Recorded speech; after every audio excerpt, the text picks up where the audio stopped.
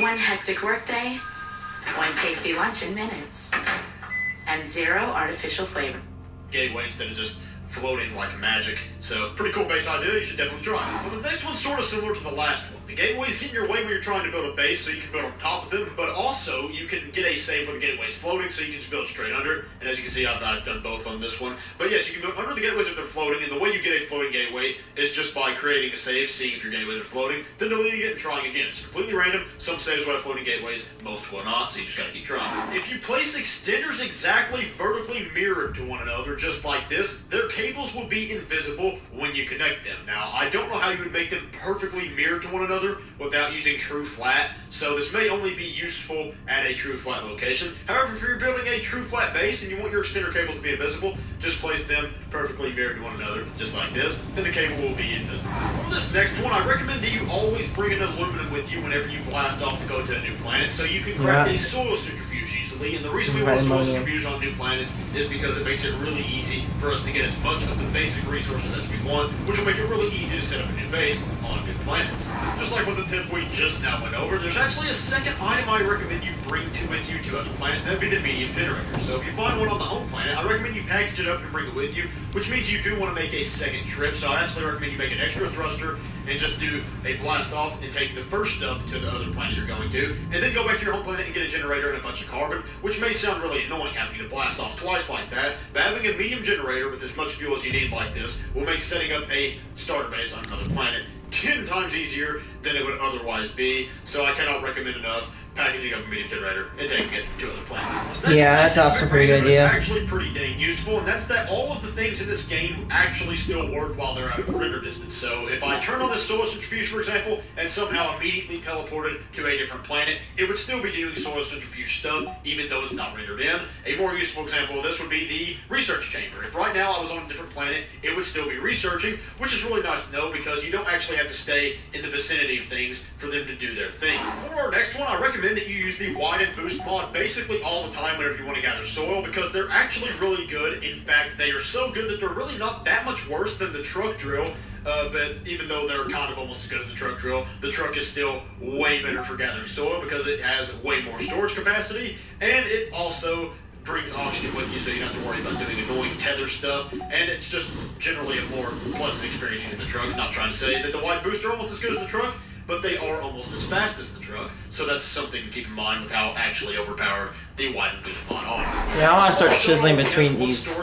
I need to start digging. An oxygenator there. You can put a medium storage there instead, and then just juggle your shuttle with you and take it with you wherever you go. Everybody juggles their shuttle. Which is sort of efficient, actually. That's what I always do the first time I blast off. But alternatively, you can actually have both. You can bring a medium storage with you in order to take that, and bring an oxygenator packaged up so you can fit it in your inventory, and then leave the oxygenator here for a base, and then take the storage back with you. But yes, you can also just carry the rocket if that's what you want to do. That's usually what I do on my first blast. Earlier I pointed out that we can automatically turn our soil into scrap, but since I mentioned that, I also feel like I should mention that that's not always for the best. You also want to have a normal soil centrifuge like I have over there, because some things are cheaper when you just use your soil instead of turning your soil into scrap. For example, if we get compound in the trading platform from turning our soil into scrap, it is twice. So you do want a soil to scrap thing, but you also just want a normal soil centrifuge because some things are cheaper that way.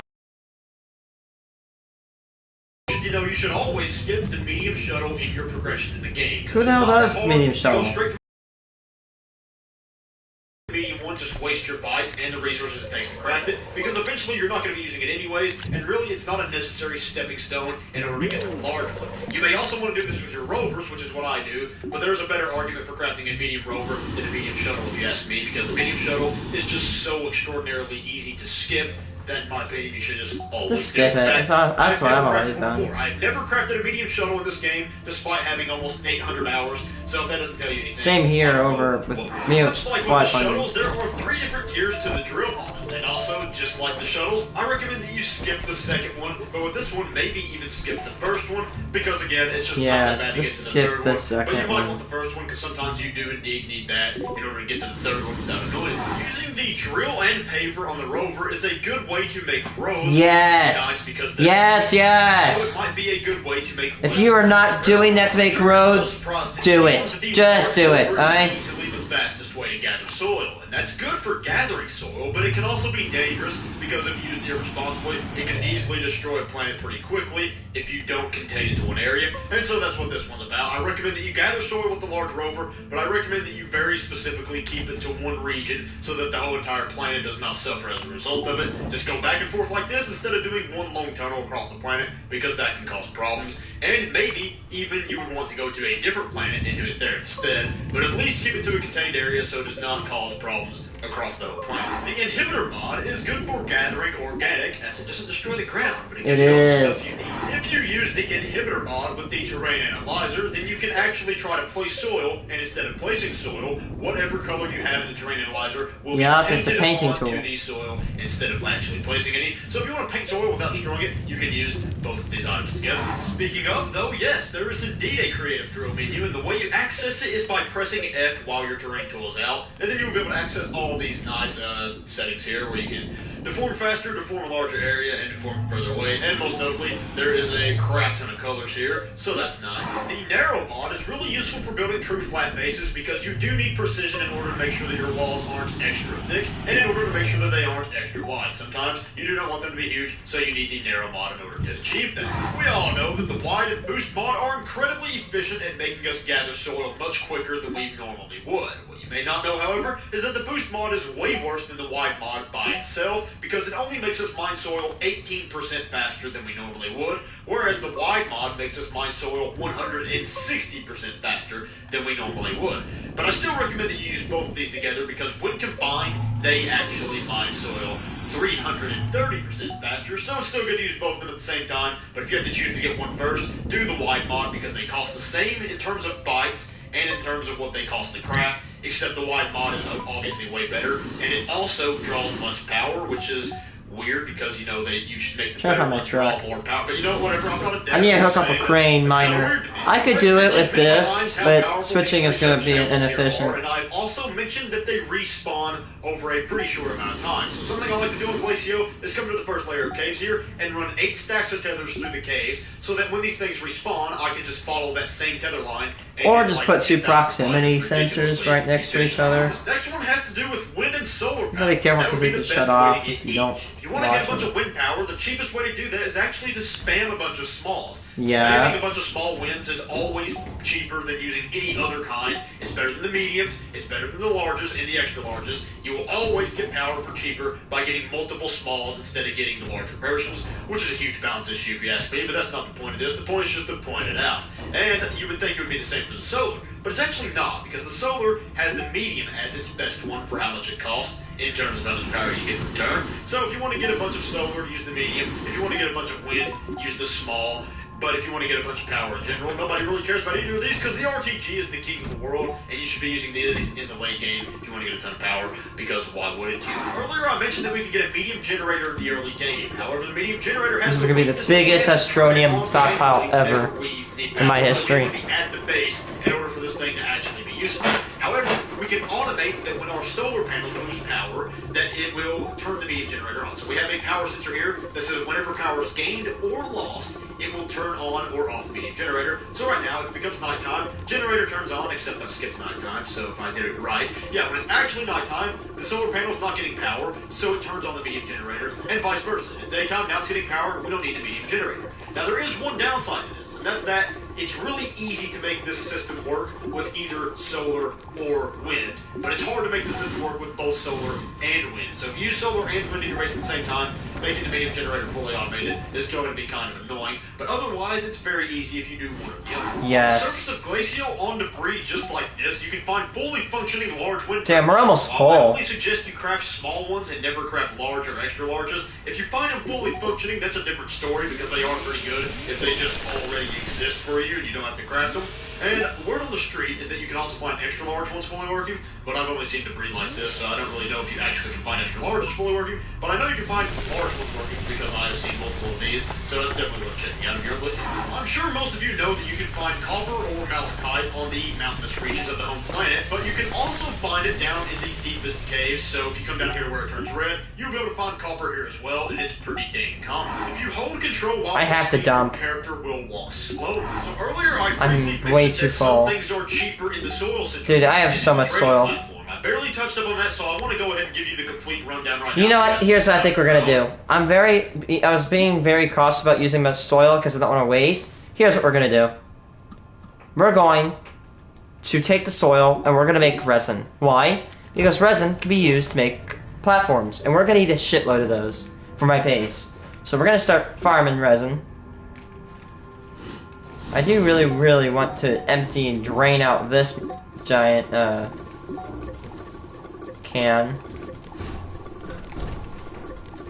I'm just going to tell you, the only two things that are actually cheaper by turning your soil into scrap first is going to be graphite and ammonium. Everything else is cheaper in the soil centrifuge itself, but obviously the trading platform is useful for more than just graphite. I have 13 nanocarbon. I can honestly just make a new one. But as far as things that are also in the soil centrifuge, you are better off getting ammonium and graphite in the trade. It's still taking a while to drain. Turn your soil into scrap before you get graphite or ammonium because they are twice as cheap in the trade platform.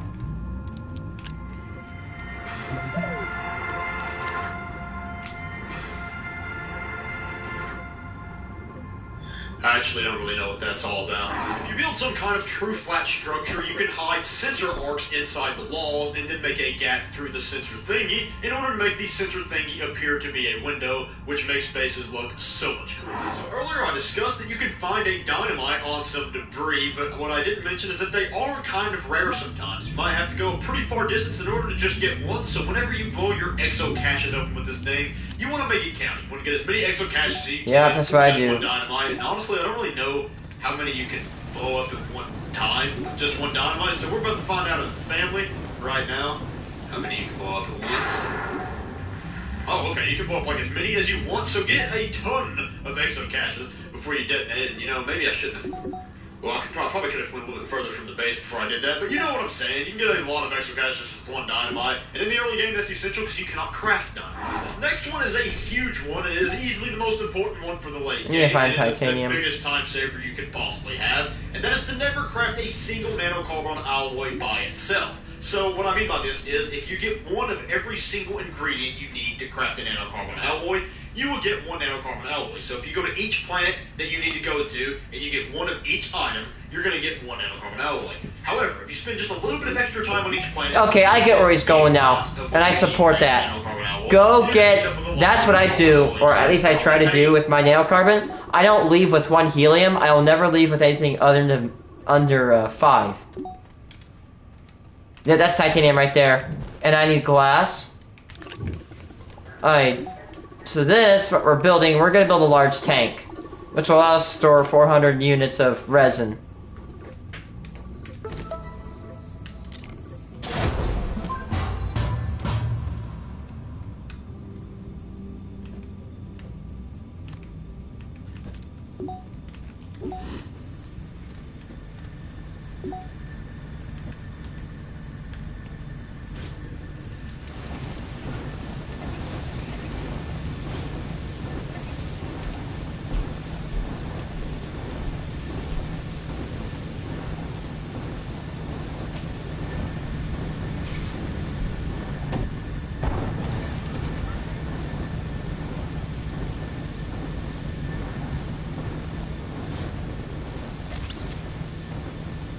Little extra time. What I recommend you do is fill a medium resource canister full of every nanocarbon alloy recipe. I don't go that far, but yeah, definitely do what he's saying. Nanocarbon alloy in the end. Now it might sound like that takes way longer than just getting one of each ingredient, but it really doesn't, because while you're gathering a resource, you're already on the planet where that resource is. So getting all the way to 32 instead of just getting one is really not that much extra time, but it's 32 times as much nanocarbon alloy in the end, so I cannot recommend it enough. It is very, very overpowered because all you gotta do is just go on one gathering voyage of getting 32 nanocarbon alloy, and you'll like never need RTGs again or anything like that. It's just an incredibly overpowered thing, and I recommend it. If you've ever wanted to play Astroneer with someone but you don't have any friends, then you are a loser. But also, we can fix that, because if you go into the Astroneer Steam forums, there is actually a section where you can find other players who want to play Astroneer. So boom, look at all this. These are your future friends. If you go to these forums, you can start a new one and tell people, hey, I want friends. Or you can go to one where somebody's saying, hey, I want friends. You can be like, hey, let's be friends. And That's a stupid way to demonstrate it. But yes, you can find other people to play for not play for. You can find, there's people here. Another thing you can do is limiting the amount of power that goes to an atmospheric condenser using a splitter. So why would you want to do this? Well, that's because atmospheric condensers take 20 units of power. By the way, I want to remind you guys that this was full when it started dumping. Look at the level of how much Astronium is in. Not even a sixth of the way full. Right, like what? That's probably like a half of a unit right there and a half. So it's actually like 7.5, 1, 2, 1.5, 2.5, 3.5, 4.5, 5.5, 6.5, and then that 0.5, which is 7. So it's only like, what? A seventh, maybe, of what it is full, maybe? That is bonkers.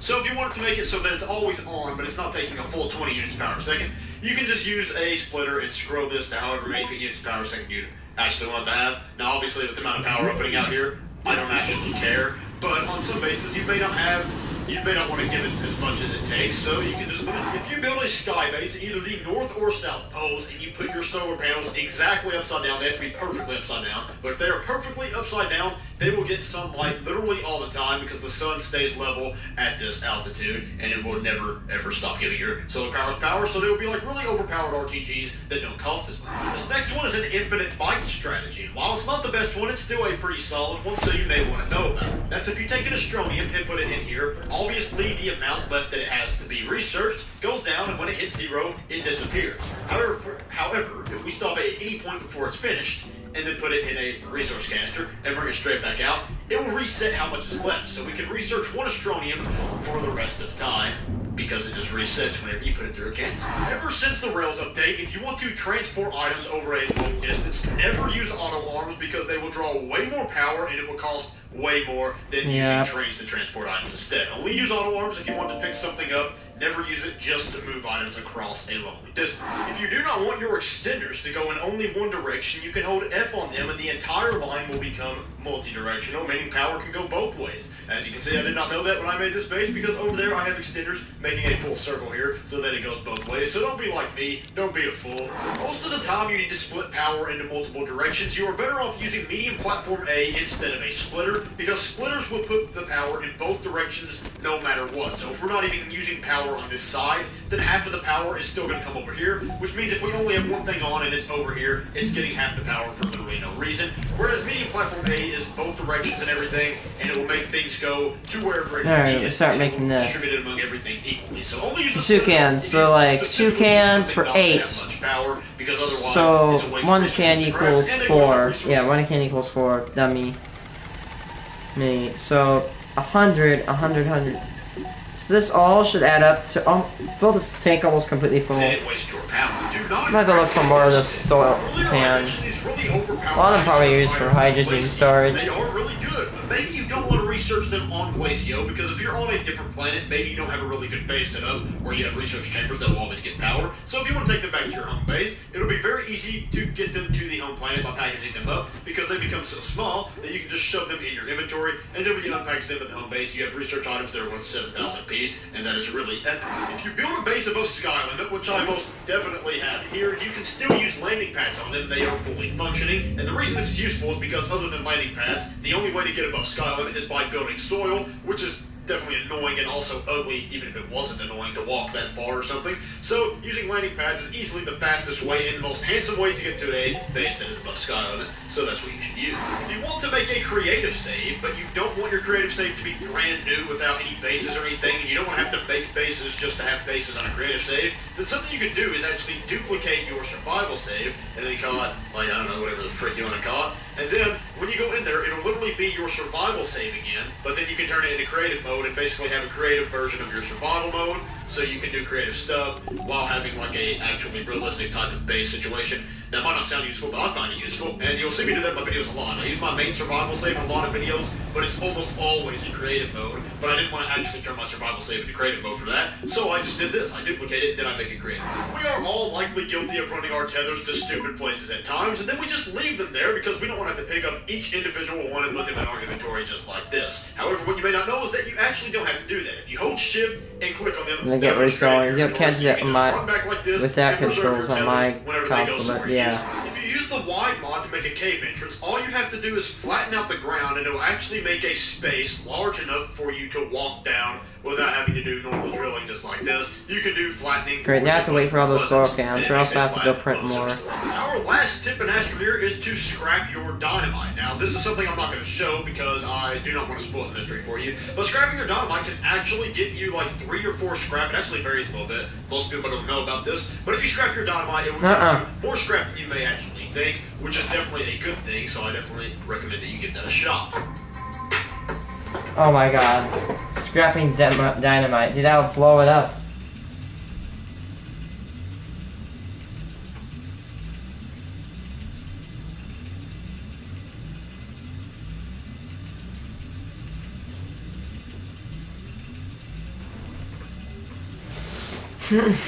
Okay, yeah, I have to, it's like I don't really want to craft more of these cans. Dude, it's gonna take... Oh crap. It stopped.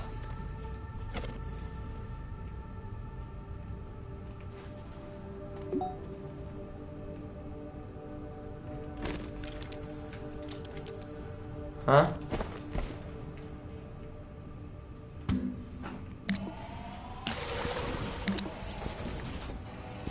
Okay, now it's going.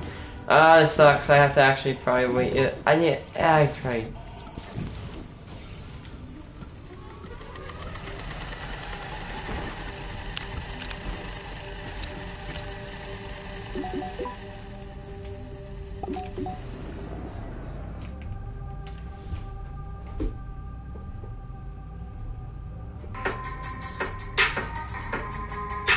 Okay, I actually want to watch this guy called Scary Interesting with this. Like, I've been wanting to react to this guy. This guy is really good.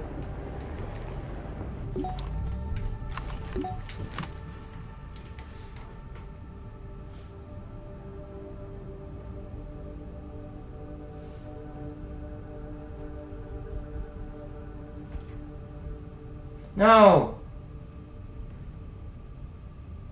Scary Interesting.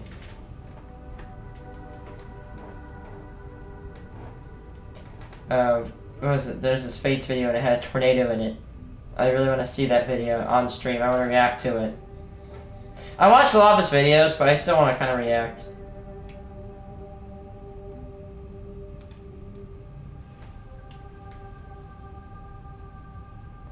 Horrible Fates number 11. It has a tornado in it, so I'm thinking this is going to be right up my alley. No pun intended. Fate, defined as the development of events beyond a person's control. Whether you believe in fate or not, there are certain events that are out of our control that we are powerless to avoid. As always, viewer discretion is advised.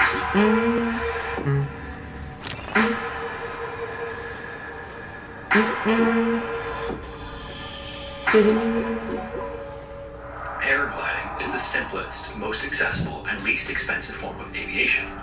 It looks a little bit like parachuting, except instead of using a parachute for drag, a wing or canopy is used that can exploit sources of lift to be free flying. The pilot sits in a harness that is attached to the wing by suspension lines and launched off the ground using a running start. And despite not using an engine, the canopy acts like the airfoil of an airplane wing, so flights can last for hours and cover hundreds of kilometers. I really want to go paragliding. Like low altitude paragliding now. Top speeds of 75 kilometers an hour. All of this movement is controlled using a set of hand controls on the suspension lines that allow the pilot to manipulate the shape of the wing for different effects. Paragliders also have a set of instruments either attached to them or to the glider itself to help navigate their flights. First is something called a variometer, which helps indicate whether air is rising or sinking. They also typically have a radio for ground contact and then a GPS for navigation. When paragliders first learn to fly, ideally you want minimal wind, an area where the ground is mostly flat, and a wide open space free of obstacles. But as paragliders get more experienced, they can navigate around obstacles and fly in strong or turbulent winds without issue. In fact, there are even paragliding competitions featuring several different types of events. These consist mainly of acrobatic or performative stunts or cross-country speed competitions. Since 1992, the Paragliding World Games have been held yearly, and the competition is more or less a race. Individuals have to fly around the course as fast as possible, ensuring they navigate through waypoints to complete the full distance, and the person who completes the course in the shortest amount of time is the winner. In 2007, one of the best paragliders in the world at the time was Iwa Wisniewska. Iwa was both an instructor and a member of the German national team, and at the time, she was at the top of her game. She had won the games the year prior and was looking to repeat, so in February of that year, she traveled to Australia for training. That day, around 200 of the world's best paragliders were all preparing for the games and scheduled for routine training. As you might imagine, weather conditions are crucial for a successful flight, and so all the participants receive a weather briefing before beginning training each day. That day, the weather was decent, but there was a storm cell that had been building since early morning. It was on the edge of their training zone, so it wasn't enough to call anything. Oh, you know what I have heard about these paragliding? However, is that you really want to be careful? Cloud suck. Yeah, because what happens is that these paragliders will be sucked up into the clouds very, very quickly, and they won't be able to do shit about it. They're basically powerless. Yeah, the clouds just suck them up. They're like a tornado. They'll basically just suck them up.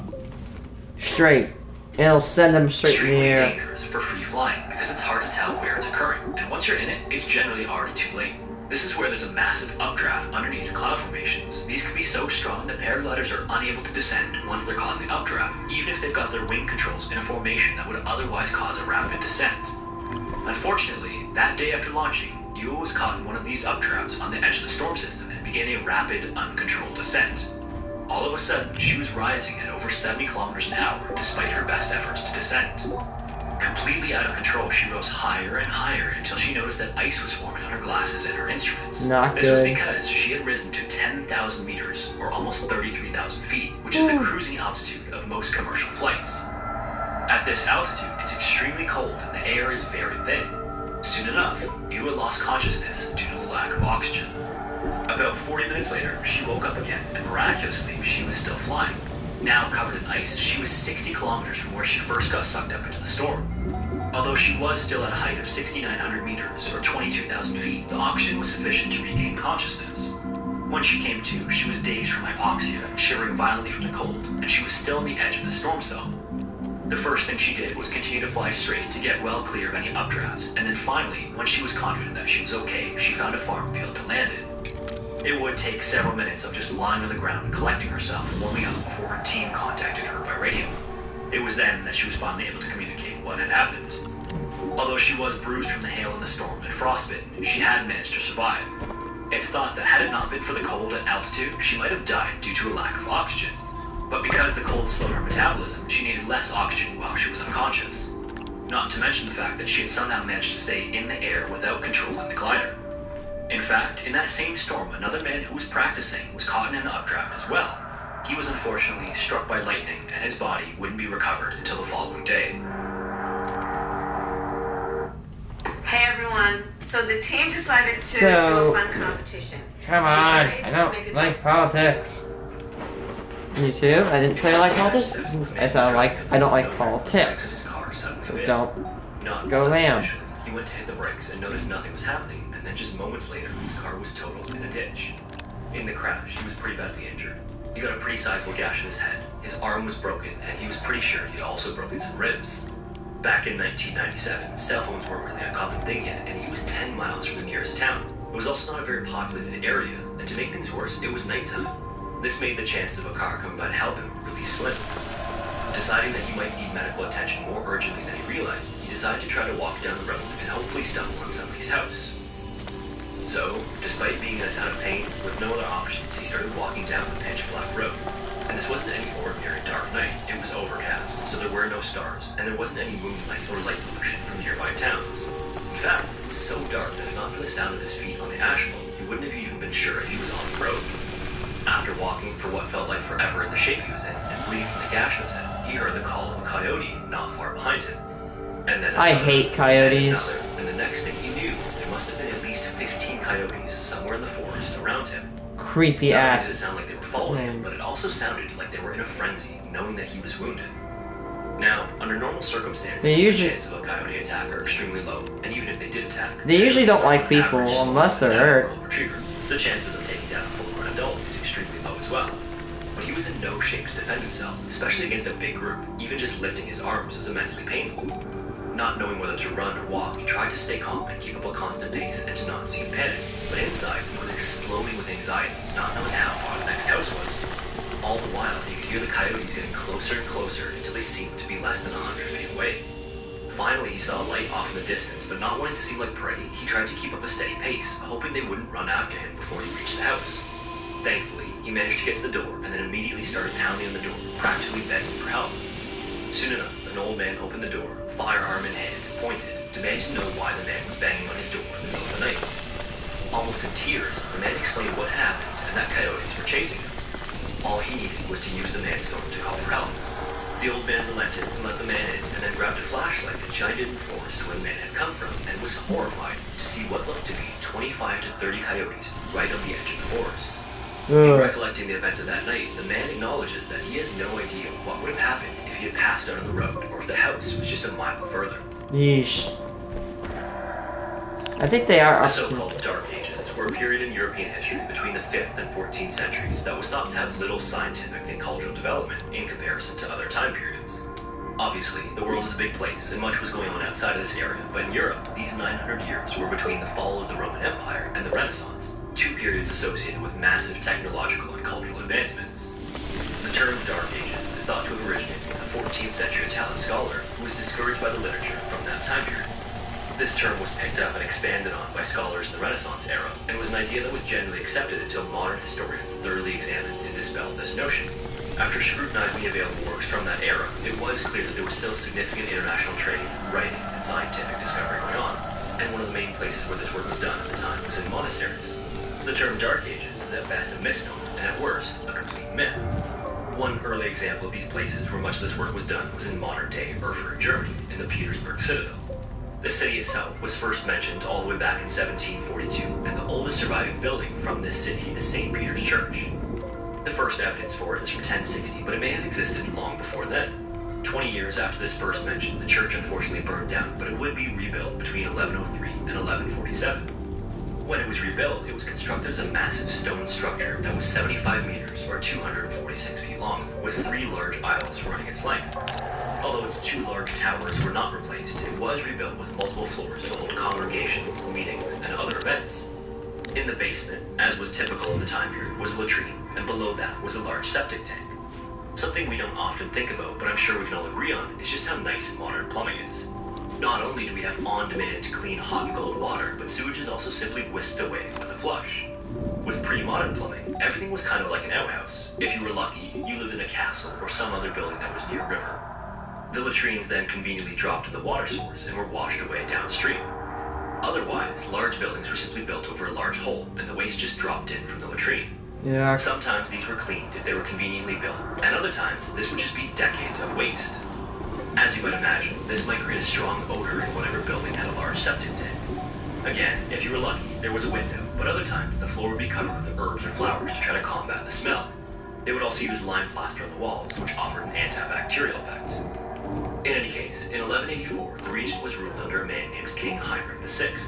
At the time, there were several political conflicts between nobles of the area and some of the religious leaders of the Roman Catholic Church. That year, there was a particularly bad land dispute, and it got so bad that King Heinrich called for a meeting between all the different leaders.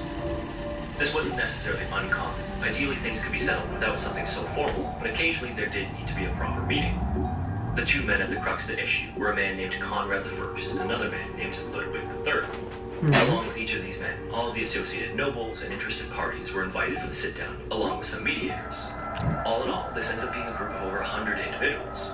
The meeting spot they decided on was the newly constructed St. Peter's Church because it was one of the only buildings in that area that was capable of hosting that many people. Then in July of that year, King Heinrich VI, Conrad I, and Ludwig III all gathered in Erfurt to settle the dispute. All the men entered the building and sat down in the upper meeting room, and as they did, the floor collapsed. What? Over 100 men plummeted right through the main floor, through the latrines, and then into the septic tank, down into the pool of murky water and waste. Many of the men died immediately on impact or from falling debris. Man, they got the good. I'm not saying death is good, but the guys that died instantly, they definitely got the easy way out, man. I would rather die instantly hitting the bottom of a septic tank like that than to literally get injured and have to suffer getting that shit in my mouth, nose, ear. Oh, man. That is a horrible way to go, man. That is just yucky. Wastewater. Supposedly as many as 60 individuals died in the incident, and this doesn't include any of the individuals who were wounded and then had open cuts that later got infected. Yeah. In a time before antibiotics, this was almost certainly fatal.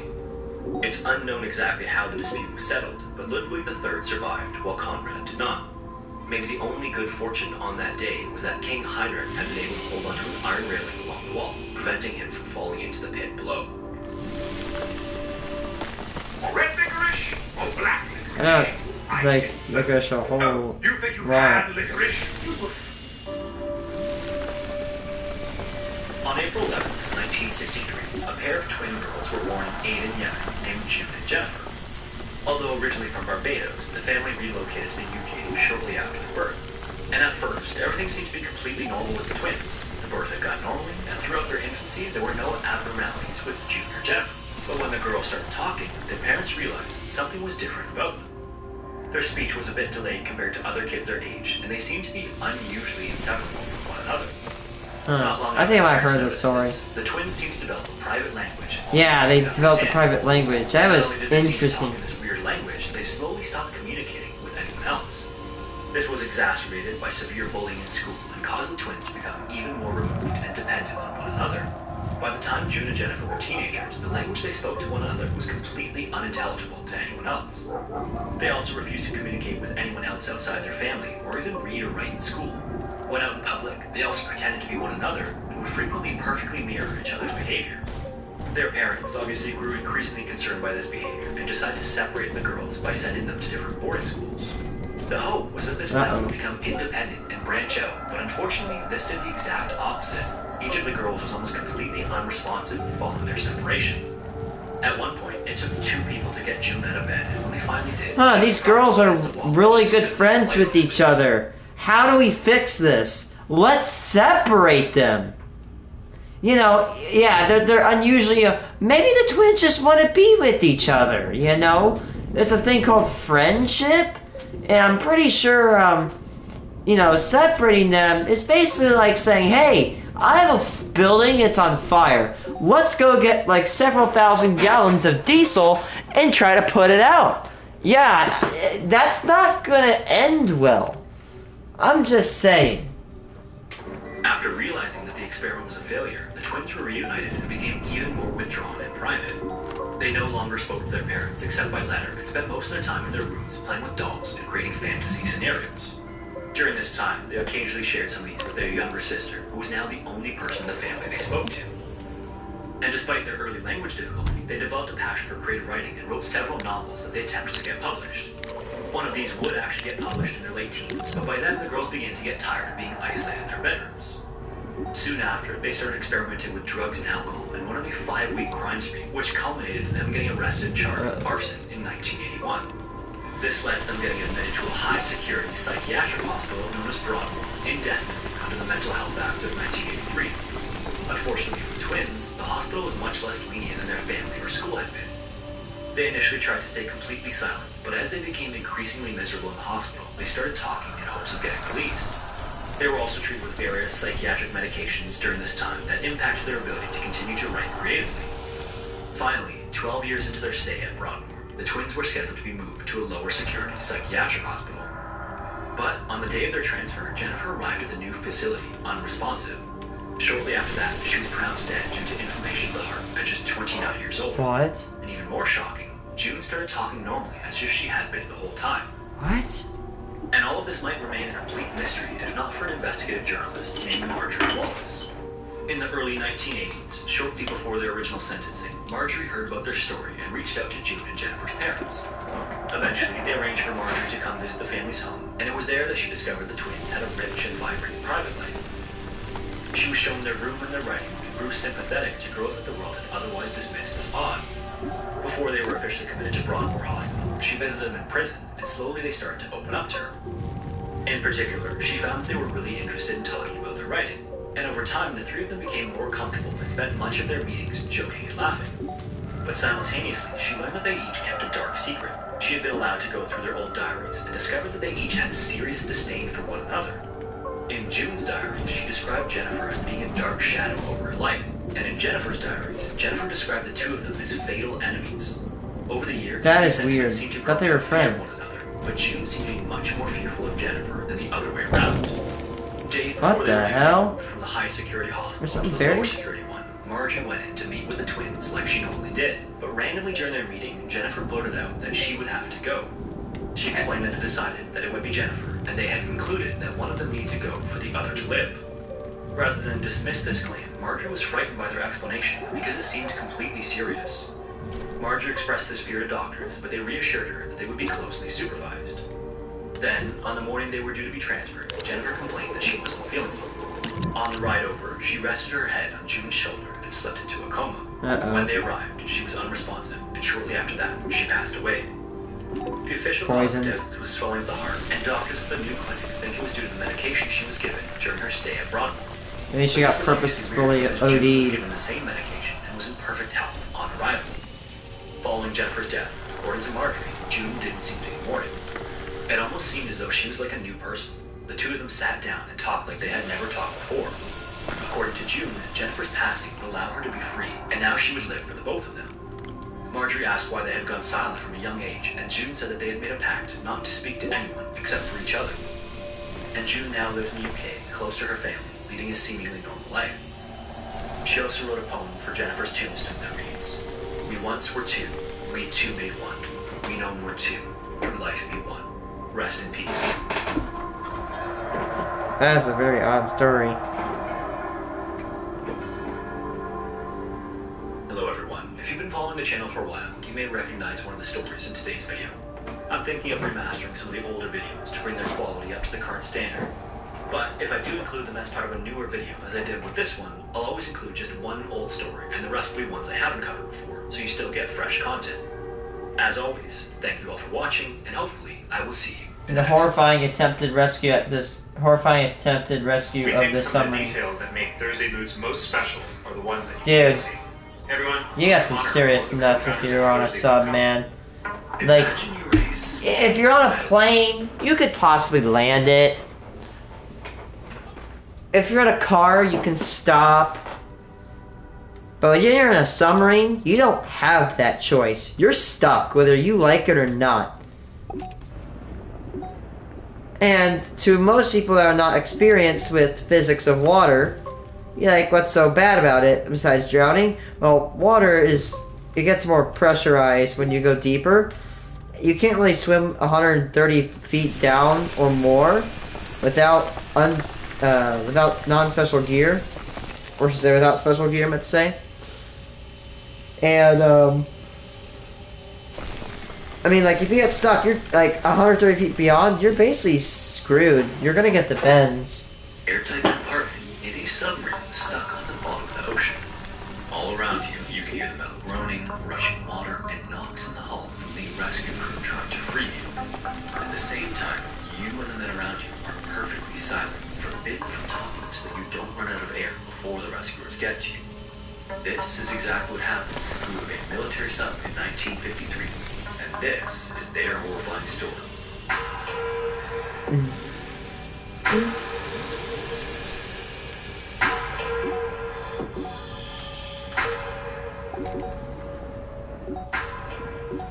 Maritime history, recorded over centuries and even millennia of sailing, has produced some of the most compelling tales of victory and equally horrible moments of tragedy on the seas.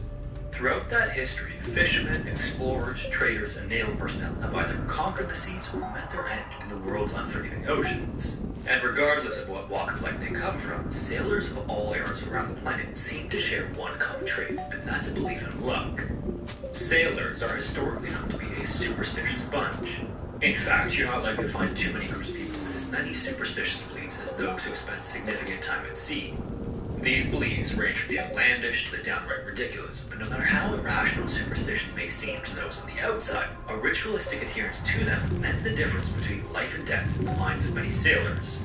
Something as simple as stepping aboard a ship with your left foot or using the words drown or peg at sea can supposedly bring bad luck to a vessel.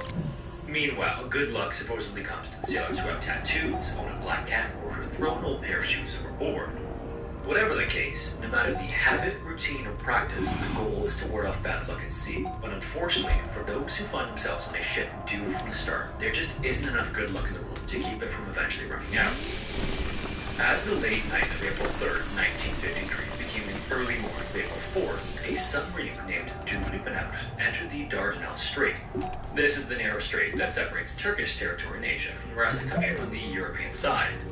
The sub was considered state-of-the-art at the time and had already lived a previous life as the USS Blower, which was a Vallejo-class submarine built and commissioned by the United States Navy. Vallejo-class subs offered a better overall design than previous generations, without changing so much internally that sub-operators needed to be retrained.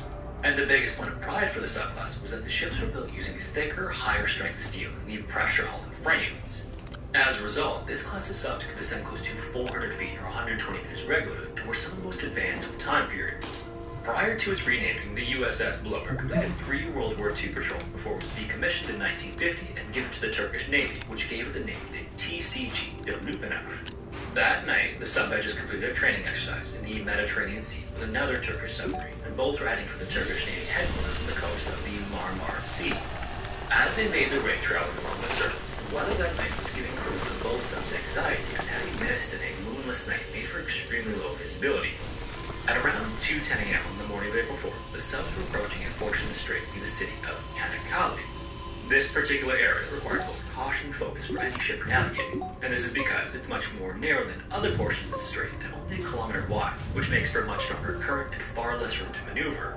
This is also in addition to the fact that it's a busy shipping lane, often with heavy traffic. Through the early part of 1953, the sub had performed admirably for the Turkish Navy, but in a split second during the early hours of April 4th, everything changed.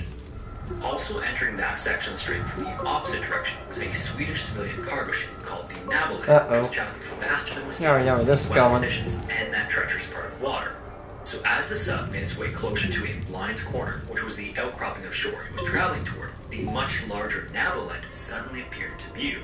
And immediately it was clear from their heading that they were on a direct collision course with the right side of their hull. From the point that this was even realized, the sub had little time to move, so one of its lead officers ordered it to turn to the right side, believing they could travel between the Naboland and the eastern. Why don't they just dive However, and then turn? Or am I just stupid? There was a real threat of also running the sub aground in the shallows of the channel. As this was happening, when the commander of the sub awoke during the announcement to turn, he rushed out of his quarters to find out what was going on. When he reached the control room and was briefed on the situation, he then overruled his officer's command and ordered that the sub be turned wide left to avoid the shore in the Naboland. Unfortunately, this correction proved to be the wrong decision, and there was nothing anyone could do to avoid what happened next. In complete darkness, the Naboland slammed into the right side of the sub so hard that the sound was heard by ships. You know, it's gonna get bad when this music starts playing. As it did, 8 crewmen who were on the deck at the time were thrown off the sub, and horrifyingly, 2 of them were tossed directly into the propellers of the Naboland and killed instantly. Inside the sub, complete chaos broke out. The collision had torn a hole in the bow torpedo room, and the water started flooding in so fast that almost immediately it began a rapid descent to the bottom of the channel. Everything happened so fast that only 22 of 81 sailors inside the submarine managed to seal themselves in the watertight stern torpedo room. The rest either died in the collision or by drowning as the sub plummeted and filled with water from the channel.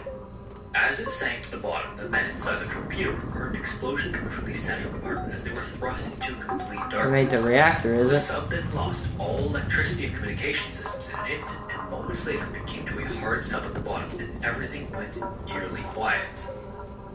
Nearby the strait, a small boat in the area didn't see the collision because of the poor visibility that night, but the sound was unmistakable.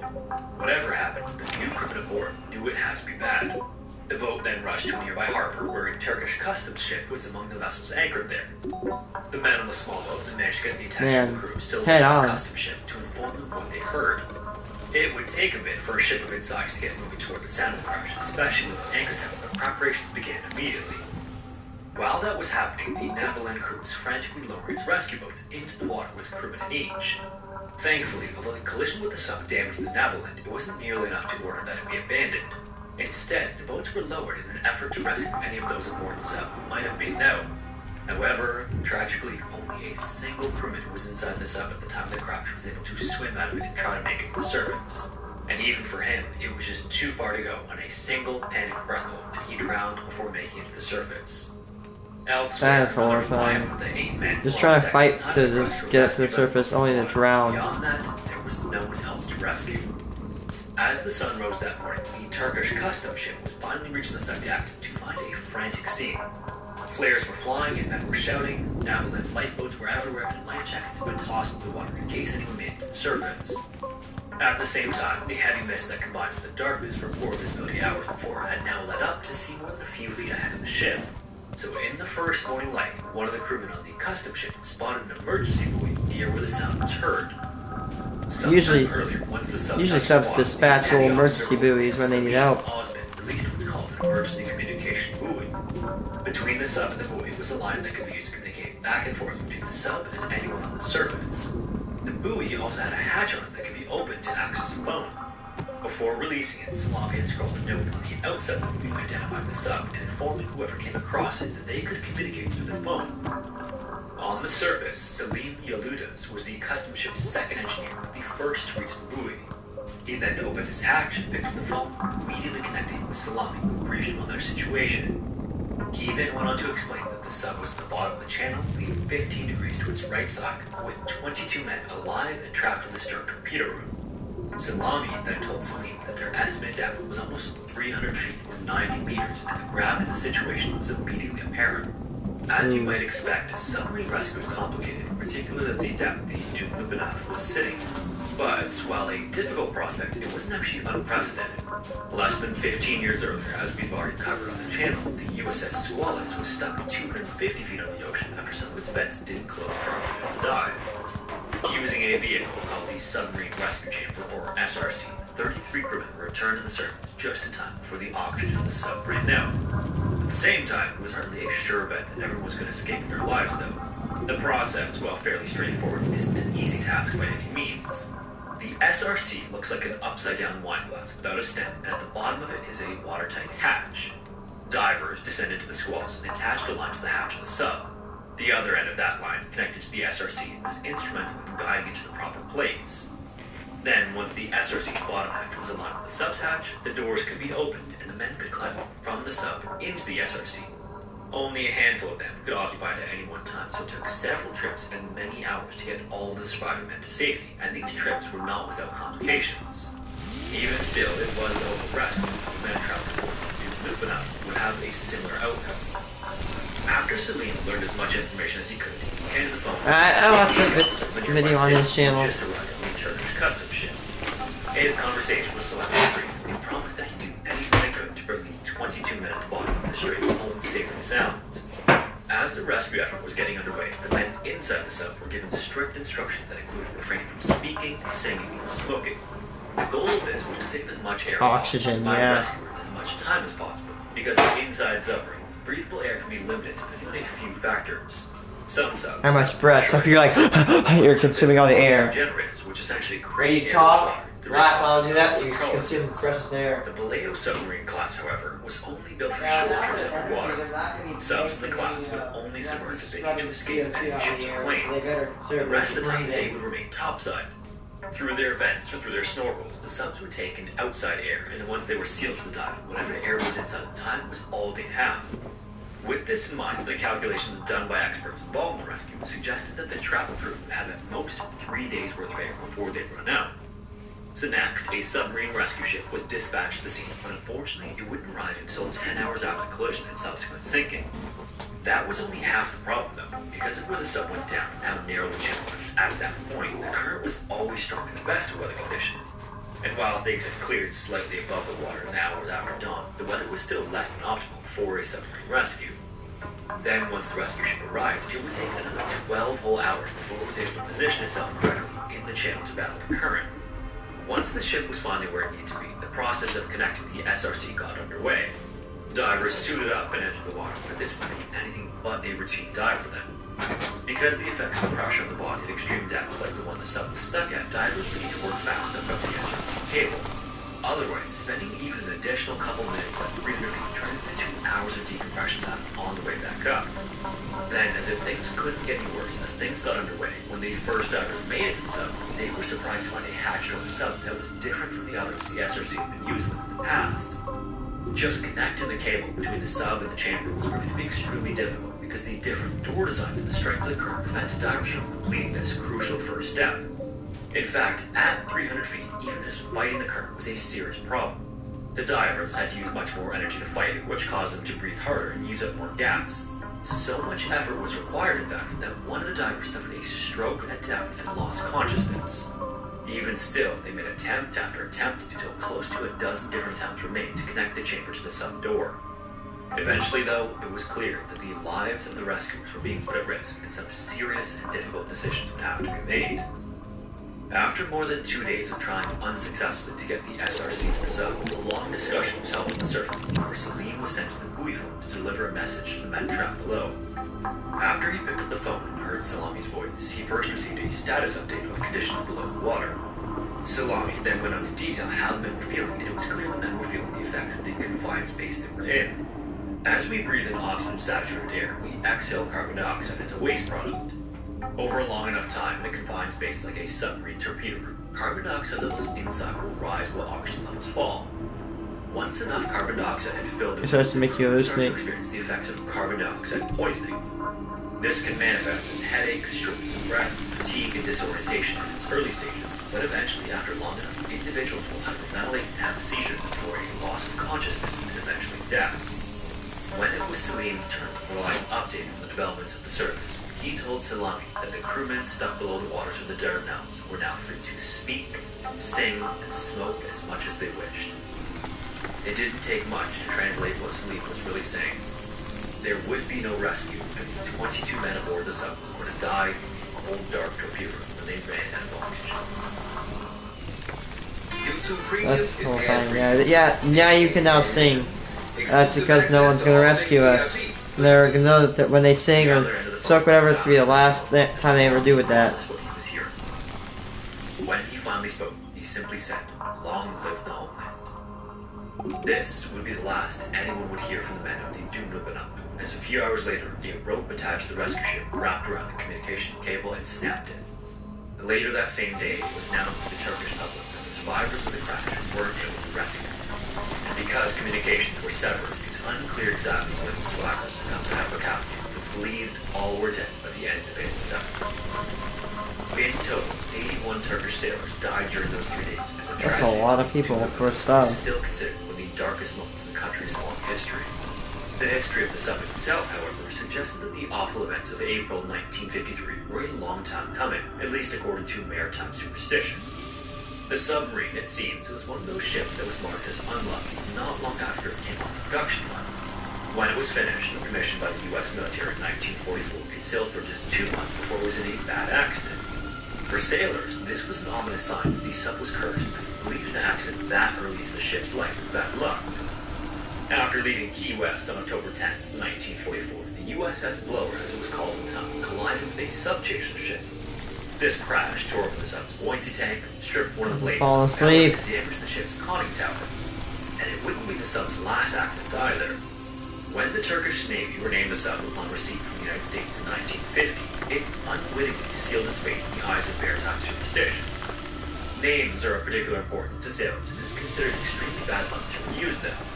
Dumlubanat is actually a place in Turkey where the Turkish army defeated the invading Greeks during the Independence War of 1922. And while the Turkish Navy's heart was in the right place by honoring the defense of the town from the Greeks, it committed a maritime sin not once, but twice. Previous to the Dumlubanat that sank in 1953, there was actually another Turkish sub with the same name. It was a ship imported from Italy, and almost immediately upon receiving it, the sub was in an accident and decommissioned in 1949. Then, surprisingly, despite the tragedy of the second Dumlubanat, another sub was commissioned by the Turkish Navy. 3 years after it went to service, it was involved in a crash in the Dardanelles Strait, almost exactly where 81 men lost their lives in 1950.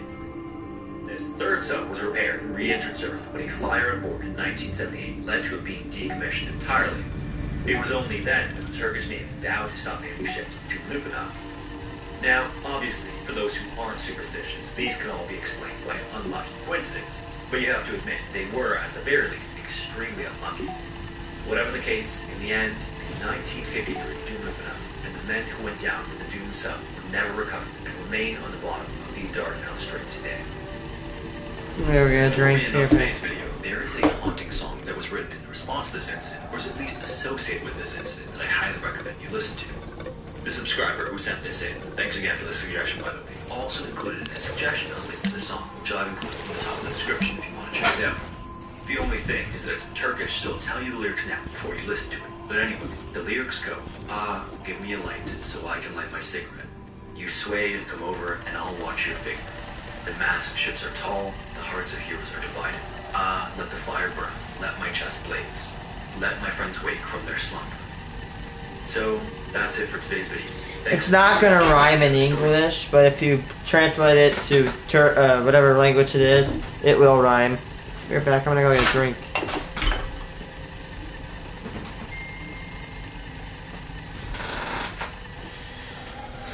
Oh, my little dude.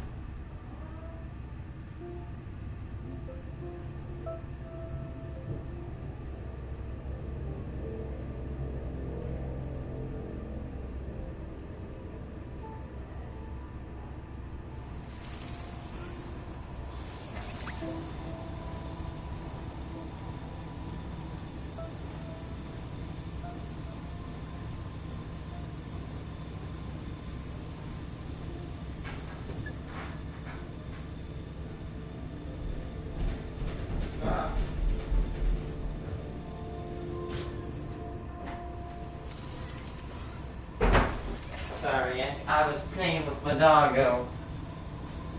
I love my dog.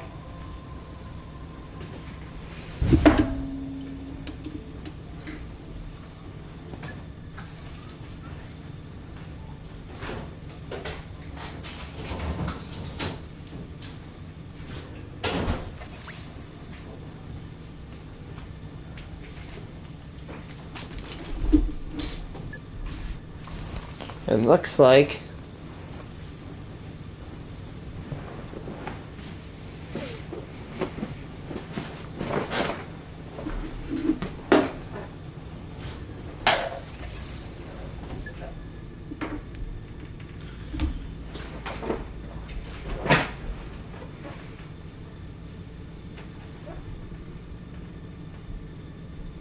suggestion, I'd love to hear it. So many of the incredible stories that we have on the channel have been submitted by all of you, and you can submit them with a link in the description. And hopefully, I will see you in the next one. ah. Something terrifying happened to this submarine. Well, it's not good. You talk about the Thresher, is it? If you followed the Titan submersible story from a few months ago, you know of the terrifying consequences of going too deep in a submarine. Oh my gosh. I think being afraid of the ocean is one of the fears that's I look ahead, the justified. Thresher is. Yep, I If you're do. ever unlucky enough to find yourself in the middle of one, not only do you have no way of ever making it to shore, but there are things below you somewhere in the depth that are just as horrifying as they are dangerous. Thousands of feet below you, there's nothing but an inhospitable abyss, and it would only be a matter of time before you could no longer tread water. That alone is terrifying enough, but incredibly, even if you think you know all of the scary things that the ocean has to offer, I hate to break it to you, but there is one that you might not have heard of that is the most terrifying of all. Take a look at this picture. This is an image of the Atlantic Ocean that was taken by NASA from orbit. For those of you just listening, there is a bright blue swirl that kind of looks like a storm you'd see in the clouds of Jupiter. This is something known as an eddy. An eddy is a circular current of water that looks like a whirlpool. Typically, these are small, and you might notice them. I've seen a little bit of this video. However, they are constantly forming in any body of water with a current. In the Earth's oceans, these can become large enough that they're assigned names similar to hurricanes. The one in the picture is 150 kilometers across. The reason it's so visible is that it happened to form in an area with lots of phytoplankton. Now, generally these aren't harmful, but not always. In 2014, a diesel-electric submarine was on a military mission near the Paracel Islands in the South China Sea. These islands are these beautiful tropical-looking islands with white sand and surrounded by turquoise waters. The sea floor in that area, though, was kind of unique. There are several trenches which could drop to as much as 10,000 feet. And the variability in the depth caused the currents in the area to flow a bit strangely.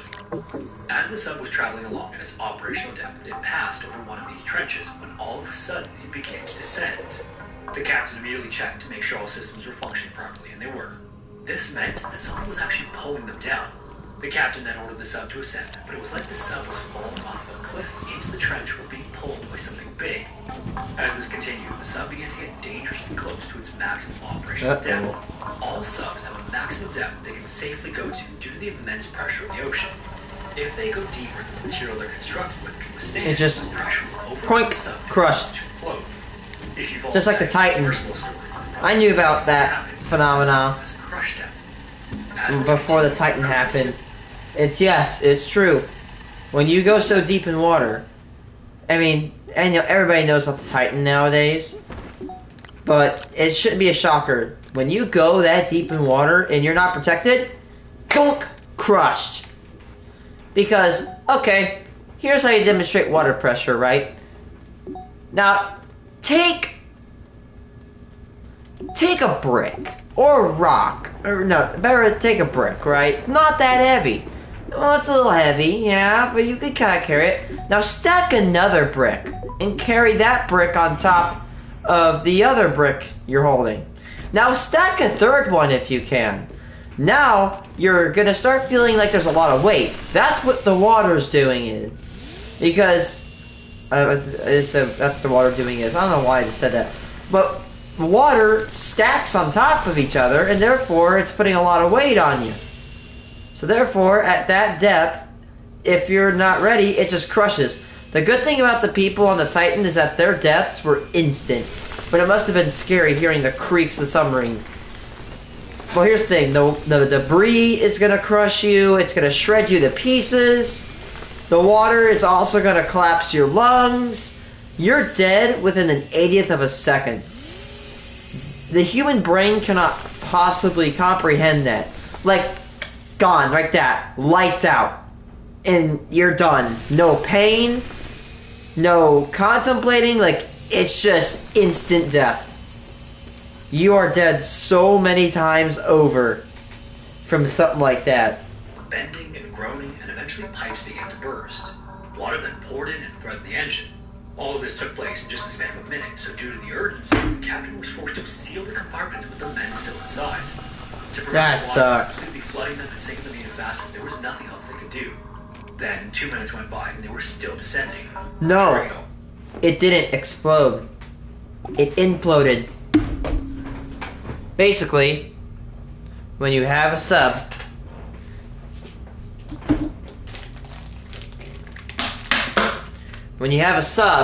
the water is pushing in at every side. And when you have a hull, the water starts crushing the submarine into nothing. Obviously more violent than that. But if your sub goes down, sometimes what will happen is that the pressure is so good or high, it just almost instantly crushes the sub. It doesn't crush the sub into the can, but it basically crushes it down like a soda can, where basically, yeah, everybody inside the sub just dies instantly. The captain's It's horrifying. maneuvers in blowing their ballast tanks to get them to the surface as fast as Ballast tanks are tanks that fill with water that allow before subs they to reached sink. crush depth, they began to ascend, and whatever was pulling them down and up to the surface. They had somehow managed to escape by just the thinnest margins. It's not clear if the captain's orders had saved them or if it was just luck, but either way, not a single man on board was lost. It's thought that this incident was the result of some unusually strong eddies which formed in that area due to the irregular sea floor. Later, these were measured to be 100 meters wide and thousands of feet tall, and they can spin when the current can travel at 8 times that of the surrounding area, almost like a slow-moving underwater tornado. Apparently, though they're relatively slow-moving, they're still powerful enough to drag these submarines to crush them in just a few minutes. Had they gone just a little bit deeper, they would have plummeted to the 10,000-foot trench below.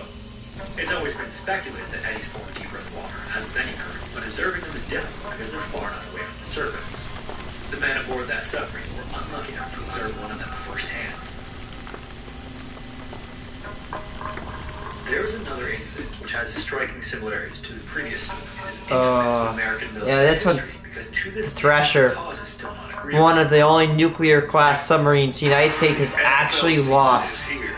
The Thresher was a submarine back in the 1960s,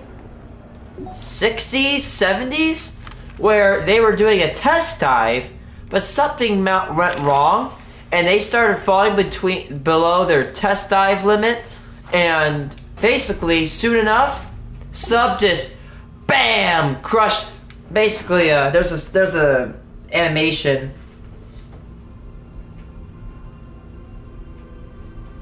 of what it's said to happen.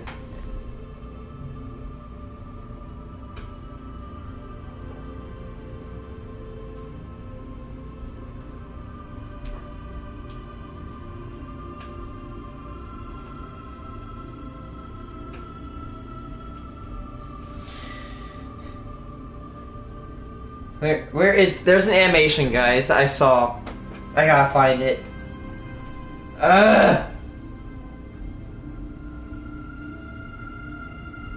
Yep, here it is.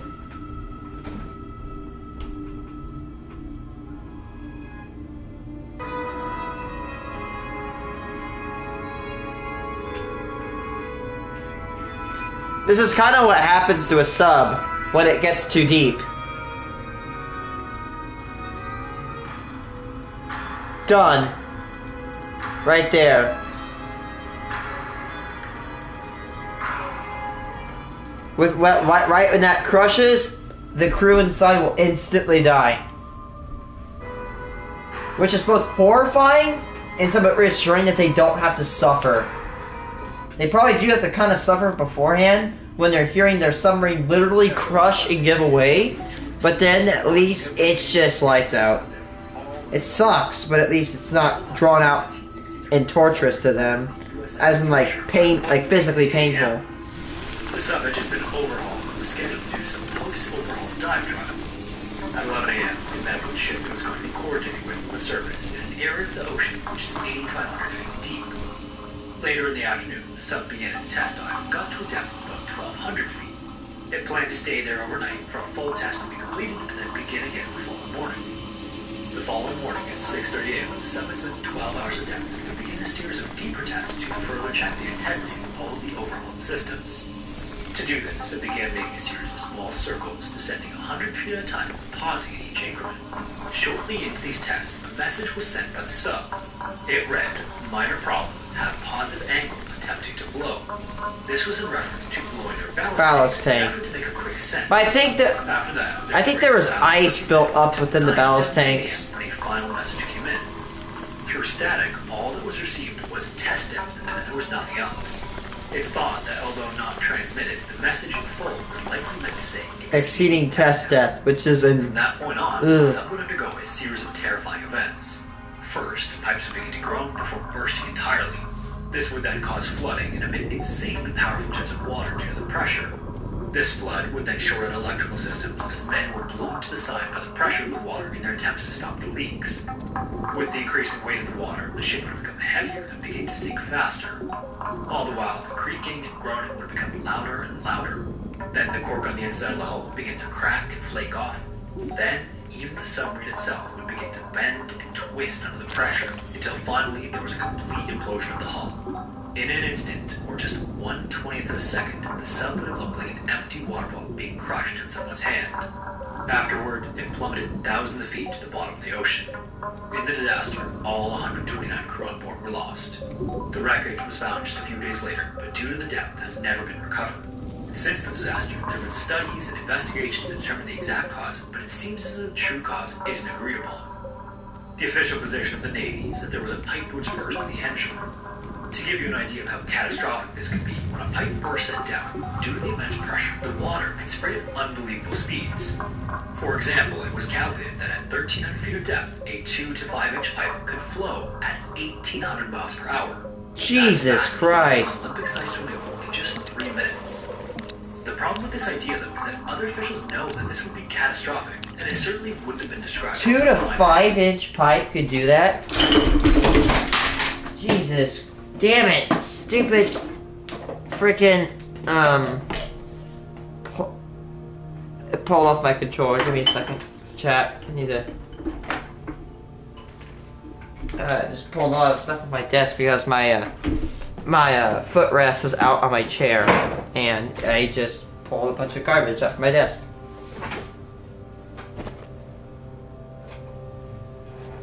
And I pulled my iPad off. My iPad, I'm surprised it still runs. I've dropped that damn thing so many times. For this reason, If I drop my iPad this many times, I don't need to have any custody of kids. Some additional issue also seemed to affect their Mommy, fellas. Water that got on the rack. Dad, why am I down? Well, I dropped you because I can't not drop my iPad, Timmy. The sub slowly sank closer and closer to crush depth. Before any other evasive maneuvers could be performed, the sub imploded. This was detected by the ship above as a high-energy, low-frequency noise, typical of an implosion. To this day, this is one of the worst submarine disasters in history. And although being in a submarine has its own dangers, sometimes they pose a risk to other vessels. On November 14th, 1990, 6 student officers and their teacher headed out to a Trafalgar-class nuclear submarine named the Trenchant. These students were in the last part of a 24-week training exercise to see who might make a good submarine commander. The Perisher, as it's known, is one of the toughest commanding courses in the entire world, and it has to be. The students who make it through might one day be responsible for a nuclear launch, so they have to be the best of the best. As the course goes on, the teacher, known as the course commander, makes things gradually more stressful while slowly stepping back to allow the students to take more control. And these aren't young students straight out of naval school either. They're experienced officers ranging from senior lieutenants to junior lieutenant commanders, all trying to make the leap to commander, and then one day maybe even captain. In fact, when the course started, there were actually more than 6 students, and it's pretty rare that even as many as 6 managed to get to the end of the course. By November 16th, the first round of tests in the open ocean finished, and the group of 6 had become a group of 4, and the 4 who remained were about to face the hardest part of their evaluation. They would have to do inshore maneuvers where the open ocean turns into tight, dangerous waters around an area known as the Firth of Clyde in Scotland. At 6 p.m. on November 21st, one of the students took over as captain for the exercise, and his task was to lay dummy mines while a ship known as the Charybdis tried to stop him. By 1:30 a.m., the student had placed the last fake mine and was now ready for the second part of his assessment. Then he had the sub move up to periscope depth so he could try to find the Charybdis and perform a simulated attack. After ascending, while looking through the periscope, he could see the ship in the distance. He could also see 2 fishing boats, but they were well out of the way, so the student dropped the sub back into deeper water to complete the simulated attack. Half an hour later, at 2 a.m., the exercise was declared over, and the student got ready to pass command over to the next student, while the course commander and the captain had a conversation about how he'd done the test. His one final task was to make a 180 to get back to port, but just as he did, they heard a sonar blip. This meant that something was close by, and it seemed to be no more than 380 yards. The problem was that the type of sonar the Trenchant had didn't give them an exact position, just a range of where the object could be. However, the crew said it was the Charybdis, or one of the 2 fishing boats they'd seen, and just piloted in a way to try to avoid them. Less than 15 minutes later, though, the sonar controller let the captain know that something was still close by. Then a couple of minutes after that, the signal had become louder. They changed course slightly to get away from the signal, but apparently not soon enough. Just before 2:19 a.m., they heard a banging on the front right-hand side of the hull. What? Years earlier, Jamie Russell had become the captain of a fishing boat known as the Antares. He'd started working as a fisherman straight out of high school, and then when he was 23, he decided to take it seriously and started working toward getting certified so he could run his own vessel. A year later, he got the qualifications he needed, and then 2 years after that, in 1980, he got his first small fishing craft. In 1987, he was ready to take the next step, and he found a 57-foot ship named Antares. The Antares was an old ship, having been launched from the northeast coast of Scotland in 1965, but it was well maintained and sturdy. 3 years later, in November of 1990, Jamie decided to start a new type of fishing. Until then, he'd mostly been bottom trawling. Bottom trawling is when you use a cone-shaped net that catches fish at the bottom of the sea. Yeah, I've seen that In November, before. he switched to mid-water, or pelagic trawling. For this, you still use a cone-shaped net, but a much bigger one that spreads out higher than a bottom trawler and drags along in the mid-water. Off the coast of Scotland, you're more likely to get mackerel, herring, and blue whiting using a bigger, higher net, and that can be much more lucrative than the tuna found at the bottom. At 11 p.m. on November 18th, Jamie and the crew met on the Antares at the port. After getting the boat ready, they set off around the Isle of Arran into the Firth of Clyde. Just to the northeast of there is an area known as Bute Sound, and in the middle, there's a deep, nutrient-rich trench that attracts a lot of fish. At first, this was a pretty normal and eventful trip. What if they hit like a net or a deadhead? So the ships had to coordinate their positions to avoid one another. Then each night, they would moor in a nearby port, just up from the I'm so dumb. Why would they hit a deadhead 3 days later, on the 21st, at 5:30 p.m., in the middle of the ocean? The southern end of the trench. 2 other vessels were already out there fishing, so they kept in touch by radio and made sure to keep a safe distance. Jamie let the other ships know that his plan was to go north of the trench and then turn toward the Isle of Arran to see what they could pick up there. He also let the other captains know that once they'd done that, he was going to go below for some sleep and that one of his crew would be taken over if they needed anything. Afterward, the 3 ships each towed their nets in radio silence, focusing on their catches. Sometime before 10:30 p.m., they made the turn and Jamie headed downstairs while one of the crew took over. At about the time Jamie was waking up again, one of the other fishing vessels passed by the Antares. At the time, it was going southeast, and the other ship saw the Antares raise its nets, turn northwesterly, and then drop them again. At that point, the 3rd fishing boat came into view, so the lookout who'd been keeping an eye on the Antares shifted his focus to the other craft. Then just 10 minutes later, the watchmen of the other 2 ships told their captains that something wasn't right. One radioed the other and asked if they could spot the Antares, but neither could see the ship anywhere. There wasn't any fog or bad weather, and the sea was calm that night, so they had a good, clear view. In response to lookouts, the captains of the other ships just assumed the Antares had headed far enough away that it would have been difficult to see in the distance. However, the Antares hadn't sailed away, and sometime around 2 a.m., they felt a violent lurch as something snagged on their trawl line. And how powerful it was, they knew it was something big. The captain immediately put the engine to full ahead and tried to raise the nets, but it wasn't working. The Antares was being pulled down fast. The crew ran for the life rafts, but they were difficult to release in all the chaos because they were fast down. What did you catch? Oh, I caught a freaking nuclear submarine. Was pulled under the water and flipped upside down. Water then rushed into the boat, and the 2 men who had still been inside the bridge grabbed a hammer That's and smashed the horrifying. window so they could get out, but it was too late. The Antares was already on its way to the bottom, and it was dragging them with it. As this was happening, the sonar commander on the trenchant realized it was probably a trawl line, but what he didn't realize was that there was still a boat attached to it. He contacted the captain to let him know that they'd snagged a line and ordered them to stop all engines. As they sat motionless, something scraped along the side of the submarine. The commander took over and got them ready to head back up to Periscope Deck, but they couldn't just go right up. That might damage their setup by hitting whatever was around them or getting tangled further. So instead, he told them to head forward slowly, just 5 knots, and to turn the submarine a little, about 30 degrees. Finally, they got to just 37 feet below sea level, but it was unclear if they cleared whatever they snagged on. Okay, The good. captain decided to have That's his crew check for sonar dynamite. eyes at the surface, but they couldn't detect anything, and for a moment, they thought the danger had passed. Then another one of the crew, who had been using the underwater phone to listen out for anything out of the ordinary, reported a noise like a propeller winding up and what sounded like a strange disturbance at the surface. The captain made a few more evasive maneuvers just to make sure and brought them up to Periscope Deck. When they could finally see the surface, all they could see were the same 2 fishing boats. They contacted the Charybdis to see if they'd seen anything unusual, but they hadn't, so they thought it might have been a discarded net that they just happened to run into. Yeah, like Afterward, some people the captain brought leave the sun to behind the surface nets. to inspect the hull to see if there was any damage, and they found a wire attached to a length of chain stuck to a small dome that housed the sonar. The chain was embedded into the plastic part of the dome, but it seemed heavy enough that it was pulling the truncheon over slightly. They would just end up taking some bolt cutters and cutting the cable loose. While this was going So what on, I'm getting here is that a submarine literally got caught into a fishing net and they started pulling a boat down. Neither of them responded, so at 5 a.m. they decided that since no alarm had been raised, it was probably okay to start the training exercise again. They reported what happened to their operations room on shore, picked the student officer to take over and submerge for more exercises. The operation room, on the other hand, was much more alarmed by this. People in the area, especially fishermen, had been warning since before the tragedy that what they call submarine alley is a danger to ships. In 1982, another ship called the Sherilega was dragged for 10 miles and capsized. Those men were rescued, but they were lucky, and the operation room was worried something like that had happened again, and that fellow sailors were out there needing help. Operations then passed what had happened to the rescue service in the area, and this began an investigation. Eventually, word was passed to the secretary of the Fishermen's Association in the area, and they began to ask fishermen if they knew a boat that might have lost their nets.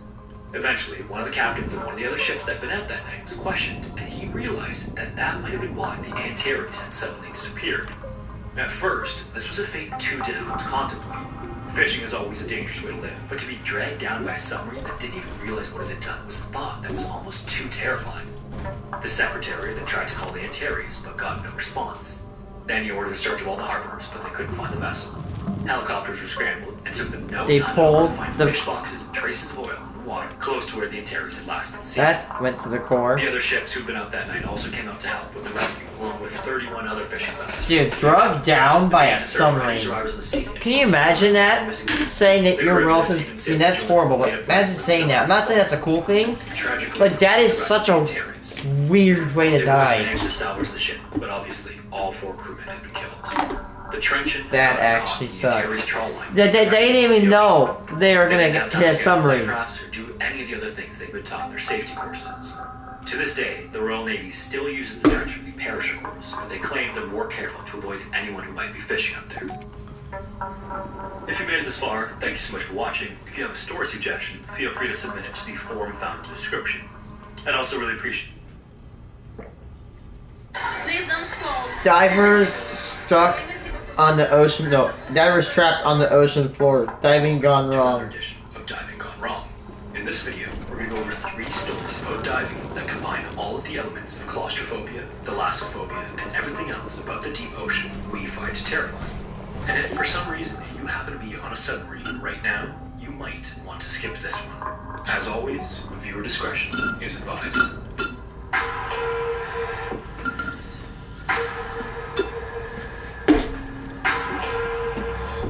Scary, interesting. If anybody's wondering what I'm watching. Quickly, before we get into today's stories, this video is brought to you by Endo. I spend a ton of love for the water. He eventually Oh, there's 3 stories. Yay! Wasaga Beach, Canada. Luke practically grew up in the water. From a young age, he just loved being around it, swimming, and scuba diving, and sailboating. And because of this love for the water, he eventually turned his passion for diving into a career at around the age of 34, when he switched professions to become a commercial diver. According to his mother, in addition to his general love for exploring, he also wasn't afraid to take risks, which is generally what most people consider commercial diving to be. Then at the age of 39, he married a lovely woman named Cheryl, and the two of them moved out to Nova Scotia, Canada, which is on Canada's east coast, on the Atlantic Ocean. About 3 months after the two of them were married in July, Luke was at work getting ready to perform the annual inspection of something known as a sluice gate at the Nova Scotia Power Tidal Plant. Yeah. In this area of the Atlantic, near the famous Bay of Fundy, the tides are higher than anywhere else on Earth. In the most extreme areas, this difference is up to 53 feet or 16 meters of water between low tide and high tide. In fact, it's so extreme that it's totally normal to walk around at low tide and see boats sitting on the dry seabed. Then just a few hours later, they're sitting in deep water again. It really is incredible. This power plant that he was inspecting took advantage of all this moving water and used it to turn turbines to generate electricity, and this required large gates to control the flow of water. These look a little bit like the blade of a guillotine, except instead of a blade, it's more like a giant wall of metal or concrete to block the flow of water. When the wall is raised, water flows through, and when the wall is lowered, the water is blocked. And understandably, to ensure that these are functioning properly, occasionally somebody needs to go down and actually get a look at them to ensure they're free of debris and damage. So Luke suited up in his diving suit, which looked a little bit different than boy, yep, I know this is going. Divers often This guy's gonna suffer from Delta P, isn't he? supply them with air rather than tanks. This way, they can stay down indefinitely without running out of air. Once this was all tested and ready to go, Luke slipped into the water for what was going to be at least 15 minutes of work. Then, just a minute or two into the dive, Luke signaled that he wanted to be pulled up. But before they could grab him, the line went completely taut. The surface team tried to pull against it, but it was as if it was fixed in place. Despite all of them pulling on it, it didn't budge at all. So not Delta P, once it's gotcha, it's gotcha. It just waited helplessly. The reason that this was all happening was that they'd made a crucial mistake before entering the water. They never completed something known as the bag test. It's very simple. You take a bag with a small weight inside, tie a line to it, and then you drop it in the water along the length of the dive area. If the bag stays stable and there's no pull, that means there's no current. If there is pull, there's some current somewhere in the water. Yep, Delta P, maybe. Had they done that day, they would have realized that despite the plant lockout control showing that the sluice gate was closed, it was actually open about 12 inches or 30 centimeters. With it open, Luke was being pulled into this opening by the force of the I might have heard about this story. Not from this channel. Oh yeah, I actually have heard from this channel, but for the first time I heard the story, it's actually the Delta P thing. Into this small opening, and it would take a full hour before the pressure finally equalized in the area for them to finally be able to descend and see its condition. Entering the water once again, a diver went down and found Luke's body wedged underneath the sluice gate.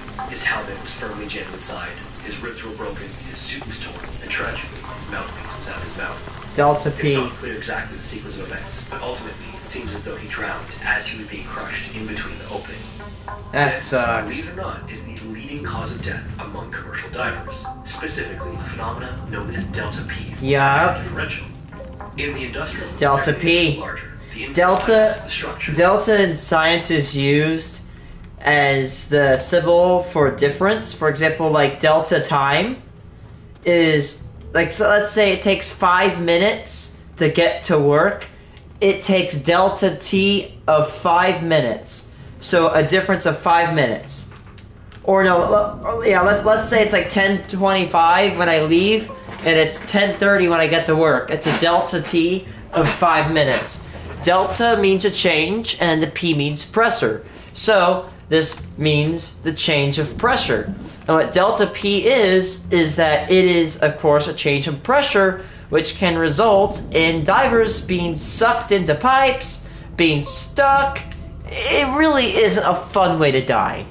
You basically get sucked into a pipe or a small area, and you drown. It is horrifying. Consequently, all of the forces involved. Getting caught in the suction or flow of some of these can mean certain death in most cases, if not from the force alone, but then getting stuck or running out of air, and occasionally it's even worse than that. Despite how different they are, planes and submarines share a unique ability to provide us comfort in extreme conditions. For those of us who are comfortable with flying, the feeling is not so different from sitting in the seat of a coach bus. We hardly think about the fact that outside of a thin sheet of metal, it's negative 50 degrees, the air is too thin to breathe, and we're suspended 30,000 feet in the air. It's almost too comforting, given how harsh the conditions are outside. And I've never been on a submarine, but I imagine that the feeling is probably not that different from a plane. There, too, a thin sheet of metal is all that separates you from the complete darkness of the deep ocean, the crushing pressure, and the unbreathable liquid. On the contrary, although they are rare, incidents have occurred where this thin sheet of metal is the only thing that has prevented people from reaching safety, especially early in their inception. Interestingly, the first designs for submarines date back at least several centuries. They weren't exactly the deep-sea variety that we know today, but the concept was more or less the same. They'd have some sort of air chamber that had sailors underneath the water instead of on top of it like traditional boats. Early designs even had oars because they were human-powered. The first fully mechanical sub dates back to the mid-19th century, but these weren't really widely used until World War I, when they started to be a valuable piece of any military, and this would be the case from then on. Today, every capable military has subs in its fleet. Just prior to World War II, the Royal Navy of England was in the middle of producing a brand new fleet of subs known as the T1 class. These were an upgrade to all of their old subs and would be the latest and greatest diesel-electric subs they possessed at the time. In total, over the course of several years, they produced 53 of this class, one of which was named the HMS Thetis. This was the 25th produced, finished in 1938, and ended up being 270. We need to stop naming ships HMS. HMS Titanic. Kilometers before needing to resupply. HMS, whatever that one sister ship was in the Titanic. On the 1st of July, so rather than a normal crew of 50, it was carrying a total of 103 men in celebration of it being finished. The majority of these were sailors, but at the last minute, all of the engineers decided to stay on the board to join the Navy for a celebratory buffet. Then, in addition to these men, there were a few high-ranking officials and 2 catering staff to prepare the food. Once everyone was on board, the sub then set sail from Birkenhead, en route to Liverpool Bay. When they were about 12 miles off the coast, the lieutenant on board needed to add some water to the sub to increase its weight because it was running light and was having trouble diving. Now, the way that the system was set up on this sub was that there were 6 ballast tubes, each with an outer hatch and an inner hatch. These tubes could then be filled with water to increase the weight of the sub. Making it sink or blown out to have air to make it float. Under normal conditions, spinning the valve in one direction closed the hatch, and spinning in the other opened it up. Except for reasons that are unclear to this day, the outer hatch on 5 was already open. In addition to this, the shut position on valve 5 was a mirror image of valve 6 right above it. So when the lieutenant adjusted these valves, he accidentally opened the inner hatch of tube 5, causing water to come pouring into the sub. He quickly shut it again, but by then, tons of water had already weighed down the end, causing the bow to sink directly to the sea floor. Thankfully, there was no immediate danger and no one was hurt, but the way that the sub was positioned meant that the end was just barely at the water's surface. This also meant that the intake for fresh air was submerged, preventing the sub from being able to recirculate oxygen back in, meaning they were on a countdown to eventually running out of air. Shortly after the initial sinking, an emergency buoy was sent out to flag down any passing ships. Then, a couple hours after they had gone radio silent, a ship they had been in communication with sent them a message that they were no longer responding. This was around the time an official search was launched. Unfortunately, the nearest rescue ships were hundreds of miles away, which guaranteed that it would be at least several more hours before the men inside were rescued. So hours went by as the carbon dioxide levels slowly got higher and higher inside the contained chamber. It's gonna start messing with their brains. As time passed, the crew resorted to dumping all of their fresh water and all of their fuel oil to lighten the ship and get the emergency hatch closer to the water's surface. It had become apparent that they couldn't wait for rescue any longer or they'd risk dying. They would need to use the sub's emergency exit instead. The next problem was that this hatch was only large enough for one person to exit at a time, and similar to the ballast tubes, there was one hatch in and one hatch out. So each man had to enter the tube and then close it behind himself. Then he had to equalize the pressure to the water outside by filling the chamber with water, and it needed to be completely full before the hatch could be opened. So just imagine, you're in a tiny metal chamber, you have to sit in potentially freezing water until you're completely submerged. Then on a breath hold, you have to open the chamber, shut it behind you, and then swim to the surface. It's also unclear exactly how far this hatch was from the surface, so it could have been right there, or it could have been a decent swim. In any case, one by one, the men started going through the sequence to escape the sub. 4 of them escaped without issue, and then a 5th man entered the chamber, ready to escape to the surface. He closed the hatch behind him and started to let water into the room with him. The water slowly rose higher and higher, and then he started to panic. In his panic, he opened the hatch early, causing the water to rush in from above. Tragically, somehow, during these events, he drowned inside the chamber. This also meant that the outer hatch was now stuck open, which prevented any of the other men from being able to use the escape hatch. Damn it. At this point, only 4 of the total 103 on board had been able to escape, and the air they were breathing was dangerously low on oxygen. They're gonna start tripping. Tragically, due to a combination of blunders, because of the unexpected nature of this incident, the rescue ship wouldn't get there until 13 hours from the time that the sub first went down. In addition to a ship capable of rescue being so far away, the sub was difficult to locate by planes flying overhead. Then, because there was no radio communication, it wasn't realized until later that they needed equipment to cut into the ship. Finally, when a capable rescue ship arrived on scene, a thick cable was attached to the end, sticking out of the water to hold it in place. But because of the weight and movement of the water, this snapped and sent the sub plunging to the seabed. By then, even if any of the men on board were still alive, this made it impossible to mount a rescue. The technology simply did not exist to reach the men in time. With hope abandoned, the rescue turned into a salvage operation, and it would take another 4 months to finally retrieve the Thetis from the seafloor. On May 14th, 1972, a ship known as the Fredberry was deliberately sunk off the coast of Key West, Florida, to a depth of 300 They used to do that for the reefs. artificial reef. Just like artificial ones can help promote marine life, control erosion of the seafloor, and prevent ships from passing through or using large trawling nets. About a year later, scientists were trying to figure out how the local marine life was responding to this new feature, so a fish trap was lowered to the wreckage. After it had spent a day resting on the bottom, it was then due to be collected once again, but because of how delicate a job this is, a special submersible needed to be used. The one that was chosen is a vehicle known as the Johnson Sea Link. This pickup truck-sized vehicle is completely unique compared to both traditional boats and submarines. At the front, there's a large transparent sphere made of 4 inches thick acrylic. This is the pilot sphere and gives up to 2 people almost a 360-degree view unobscured. It almost looks a little bit like a helicopter bubble. Then behind this sphere is the dive compartment, which is an 8-foot-long cylinder with about a 5-foot diameter. This compartment has a window into the pilot sphere, along with portholes on either side, and can hold another 2 to 3 people. This compartment also has a hatch on the bottom, not too unlike the escape hatch from the previous story. This allows commercial divers to equalize the pressure and exit through the bottom to leave the compartment and work in the water. I should play some American. The Sea Link has life support systems that allow the crew to stay in the water for hours at a time, as deep as the sea floor. In fact, it can actually sit on the bottom and move around relatively precisely at depths of up to 1,000 feet.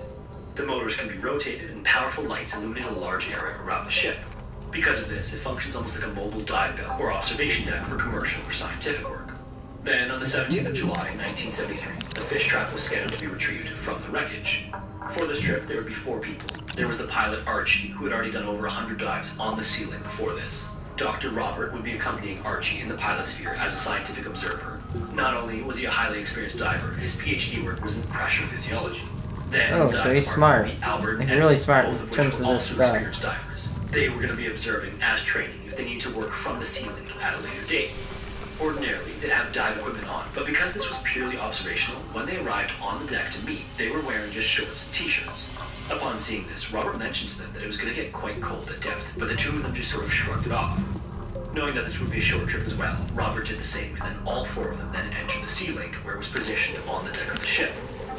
Following their pre-descent check, the submersible was lowered into the water, and then at 8:36 a.m., it detached from the ship and started descending. About 9 minutes later, it reached a depth of 340 feet, or 106 meters, and started moving in the direction of the wreckage. At this depth, visibility was poor, and soon enough, they passed the ship's anchor chain, then they passed over the wreckage and landed on the seafloor about 40 feet from the fish trap. Archie then pointed the Sea Link directly facing the fish trap and positioned the motors in such a way that they became negatively buoyant. This way, they reduced their risk of a current sending them upward and crashing into the hull of the wreckage. Then they started moving forward directly toward the fish trap to use a fork-shaped retrieving lance on the front of the sub to grab a line attached to the trap. Once they were close enough, Archie got it dead on, but the spring of the lance wasn't activating and closing around the line. He repositioned 2 more times and tried to grab the line, but was unsuccessful each time. On the 3rd time, he let the bow down just a few degrees, causing the stern to lift up an equal amount. Then, because the lance wasn't closing, he decided to abort for the time being and would come back to make another attempt at a later time. He then backed the Sea Link away from the wreckage exactly as he came in, but all of a sudden, the ship jerked to a stop. Because of the shape of the Sea Link and all the small pieces of metal that stick out from it, as he repositioned, a steel cable running along the wreckage had wrapped around them. Archie tried to move around and free the ship, but pretty quickly realized that he might be making it worse. In their current position, the ship was able to rotate 270 degrees, with about 20 feet of slack in the cable, but not being able to see exactly how it was positioned, they risked getting even more stuck. The 4 of them then discussed what the best course of action was and decided that it was probably best to simply radio up to the ship and request help. So at 9:53 a.m., a message was sent up explaining the situation to the surface crew. This message was then relayed to the Coast Guard just after 10 a.m. and suggested that they might need Navy divers to come and untangle them from the wreckage. In this message, they also explicitly stated that the crew was in no imminent danger, because that's what they believed to be the case. Unbeknownst to the crew, though, of both the submersible and the surface ship, a crucial mistake had been made in calculating how much breathable air they had. Yeah, it is. The life support system on the Sea Link uses a substance known as bear lime to absorb... It's called Scary Interesting. It's a very good YouTube channel. Without it, the CO2 levels can become toxic. Yeah. The original calculations showed that they have enough for 61 hours in the dive compartment and 42 hours in the pilot's compartment at a temperature of 70 Fahrenheit or 21 Celsius. Under normal circumstances, realized this wouldn't be an issue because the sealant wouldn't be at depth for long enough for it to get very cold inside. But because they were now going to be stuck for hours, the sub would get very cold and significantly reduce the bare lime's ability to absorb CO2. And this was especially the case in the dive compartment, which is mostly made of aluminum. Following the distress signal, the crew inside the Sea-Link contemplated locking out the dive chamber and sending one or both of the men in the water to try and entangle it themselves. But what they realized was that they'd need to pressurize the back chamber to do this and change the composition of the air they were breathing. In the short term, Like this they change need in gas helium mixture wouldn't be a problem. mix, If Trimax. they were unsuccessful and still need to wait for a rescue ship, the gas would be toxic to them long before it arrived. After coming to this realization, they decided that despite how uncomfortably cold it was becoming inside the chamber, they'd have no other choice but to wait. About 2 hours after they sent out the message, the surface crew set up a line with a buoy on the end to mark off the approximate position of the Sea-Link. That way, when the divers arrived, they could head straight into the water. This proved to be much more difficult than what they expected when the line became tangled in another line to mark off the wreckage. While all of this was going on, a ship known as the Tringa was being prepared with equipment and crew to leave Key West at about 3 p.m. that afternoon. And it was only just before this ship left that someone on board the Sea-Link realized their calculations needed to be redone. This was the first time they realized that their situation was much more desperate than they initially thought. At 4:15 p.m., the Tringa finally arrived on scene and immediately got to work setting up a 4-point mooring. This ended up being an incredibly time-consuming process and took all the way till 8 p.m. to get set up and secure the Tringa in place. Unfortunately, this was crucial to do because the divers would be on umbilicals attached to the ship. If the Basically like boat, little they could be ripped cords. through the water or have their equipment ripped off while they were at depth. And as all this was taking place, the bare line was becoming more and more ineffective. The rear compartment of the sub was down to just 42 Fahrenheit or 5 Celsius, and the two men in this compartment were on the verge of hypothermia. That's Then, cold. around 10 p.m., the bare line had been completely exhausted, and Albert and Edmund switched to tanks that were stored in the compartment. At the same time, the pressure in the compartment started to rise inexplicably. By the time the Navy divers got into the water at 10:45, the pressure had risen to 2 times the pressure at sea level. Then, by the time they made their way down to the wreckage, the pressure increased to 3 times sea level, forcing the two inside the dive chamber to switch to a mixture of oxygen and helium. The pressure was becoming so high that they started to experience nitrogen. Let's combine this. Look how much Astroneer is in there. Not that much. That's equivalent to a full tank. Navy divers got down to 316 feet, just above the wreckage. When they got down there, they realized the only path to the Sea-Link was completely obstructed by the ship. They also risked getting stuck in the debris before ever reaching them. So upon seeing this, they were forced to head back up to the surface for the Tringa to try to reposition for them to descend again from a better angle. At midnight, the pressure inside the dive chamber had increased to 10 times the pressure at sea level and had now equalized to the pressure on the ocean floor. With that, the men opened the bottom hatch and contemplated heading out in a last desperate attempt to untangle the cord. At this point, they had almost no gas left and they were desperately cold. The mixture of oxygen and helium they were breathing caused heat. Yeah, see, look, I was right. They were using helium. Temperature inside the chamber You have to use and helium, nitrogen, oxygen And mix because of at it, deeper they depths. decided against leaving the Sea-Link and hoped that another diver would be able to get down in time. Throughout this, Archie was in constant communication with the service team, trying to coordinate the Tringa's new position. At just after 1 a.m., as the divers were getting ready to enter the water again, Archie and Robert looked into the dive compartment and saw that Albert and Edmund were convulsing on the floor of the chamber. They called out to them, but there was no response. This made it absolutely crucial that they get them up to the surface right away. Then at 1:35 a.m., the Navy divers entered the water again, and 8 minutes later, they were just above the wreckage. This time, they'd somehow managed to be even farther away than the previous dive. Neither party could even see the lights of one another, and with limited distance on their cables, they had no other option but to return to the surface once again. An hour later, another ship arrived on scene, this time with a dive bell to lower into the water. Divers could then be brought Yeah, down like a almost entirely bathysphere. and then be able to get much closer to the wreckage. I've seen a bathysphere before. Unfortunately, it took another 3 hours for this to be lowered when it was finally lowered at 6 a.m. It was quickly brought down to 282 feet, and then the diver exited, hoping to get to the Sea-Link. As soon as he left the chamber, though, the current was so strong that he was immediately wrapped up in his own lines, forcing him to abandon this attempt and the use of the dive bell entirely. In order to properly decompress the diver, this was finally brought up at 9:20 a.m., now over 24 hours since the divers entered the water. And despite the acrylic bubble maintaining a warmer temperature than the dive compartment, the barrel line in this chamber was now getting low as well. Despite all of this, it would take all the way until noon for a new ship to arrive that was a salvage vessel with a unique unmanned platform with a camera attached. This could be sent down and controlled by the service team. So finally, at 3 p.m., the service team was able to get a clear, unobscured view of the Sea-Link on the ocean floor. The platform was then raised, prongs were attached to it, and sent right back down.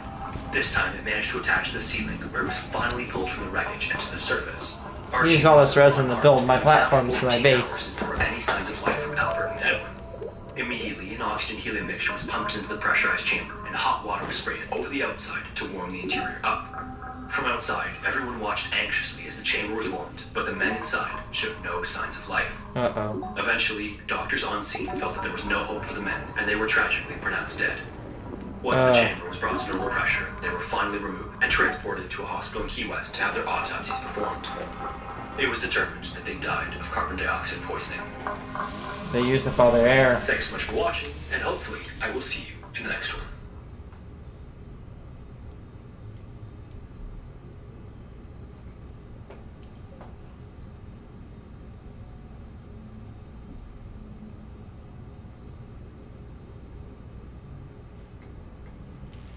Caver fell to In the this death. video, we're going to over Dude, I love lesser looking at caving videos of that caving. demonstrate that no matter how prepared you might be, or how seemingly innocuous your cave exploring is, the margin for error in caving is incredibly small. And when Maybe tomorrow. consequences can be extreme. As always, viewer discretion is advised. I'm not Roblox's main streamer, but yeah. How's it going?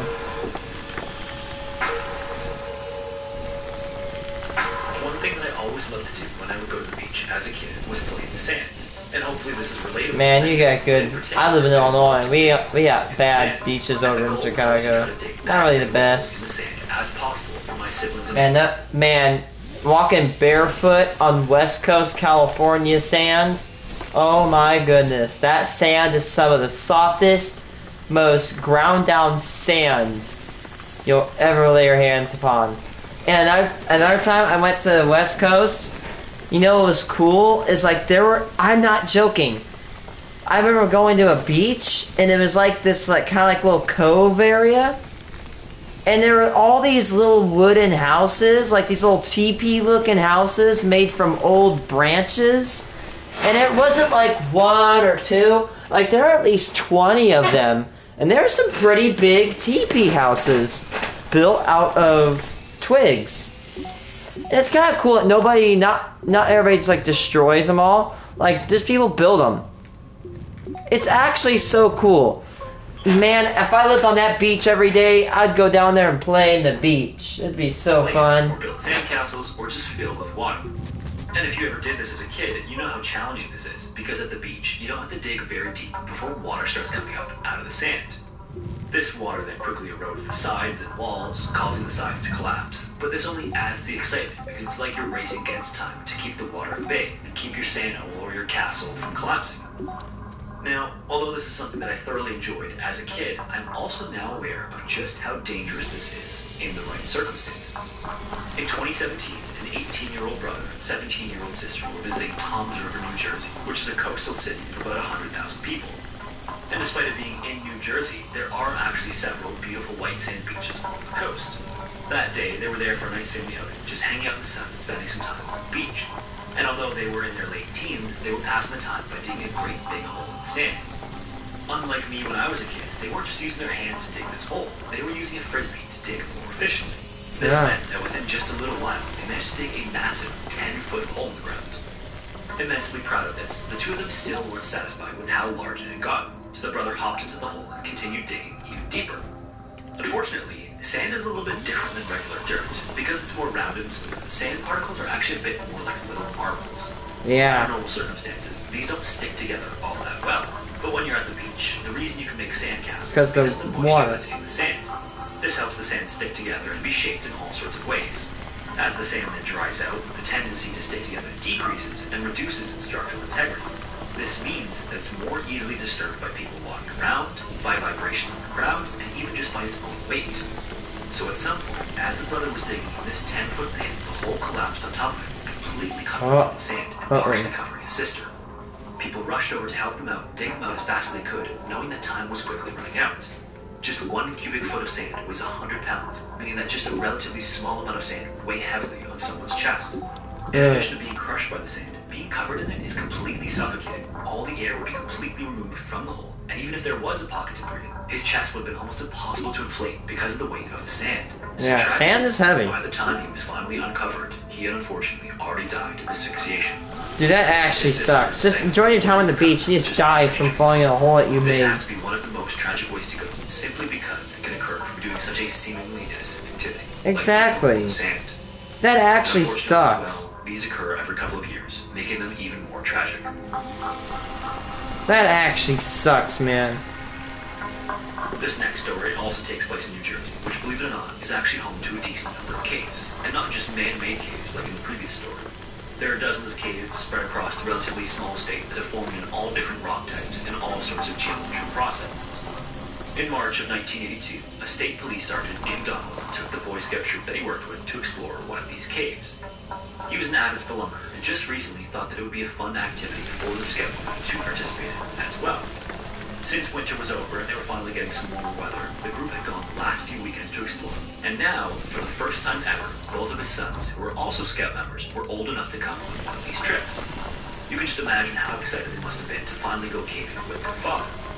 The cave they would be exploring was actually the longest in the state at around 1,250 feet, known as Crooked Swamp Cave.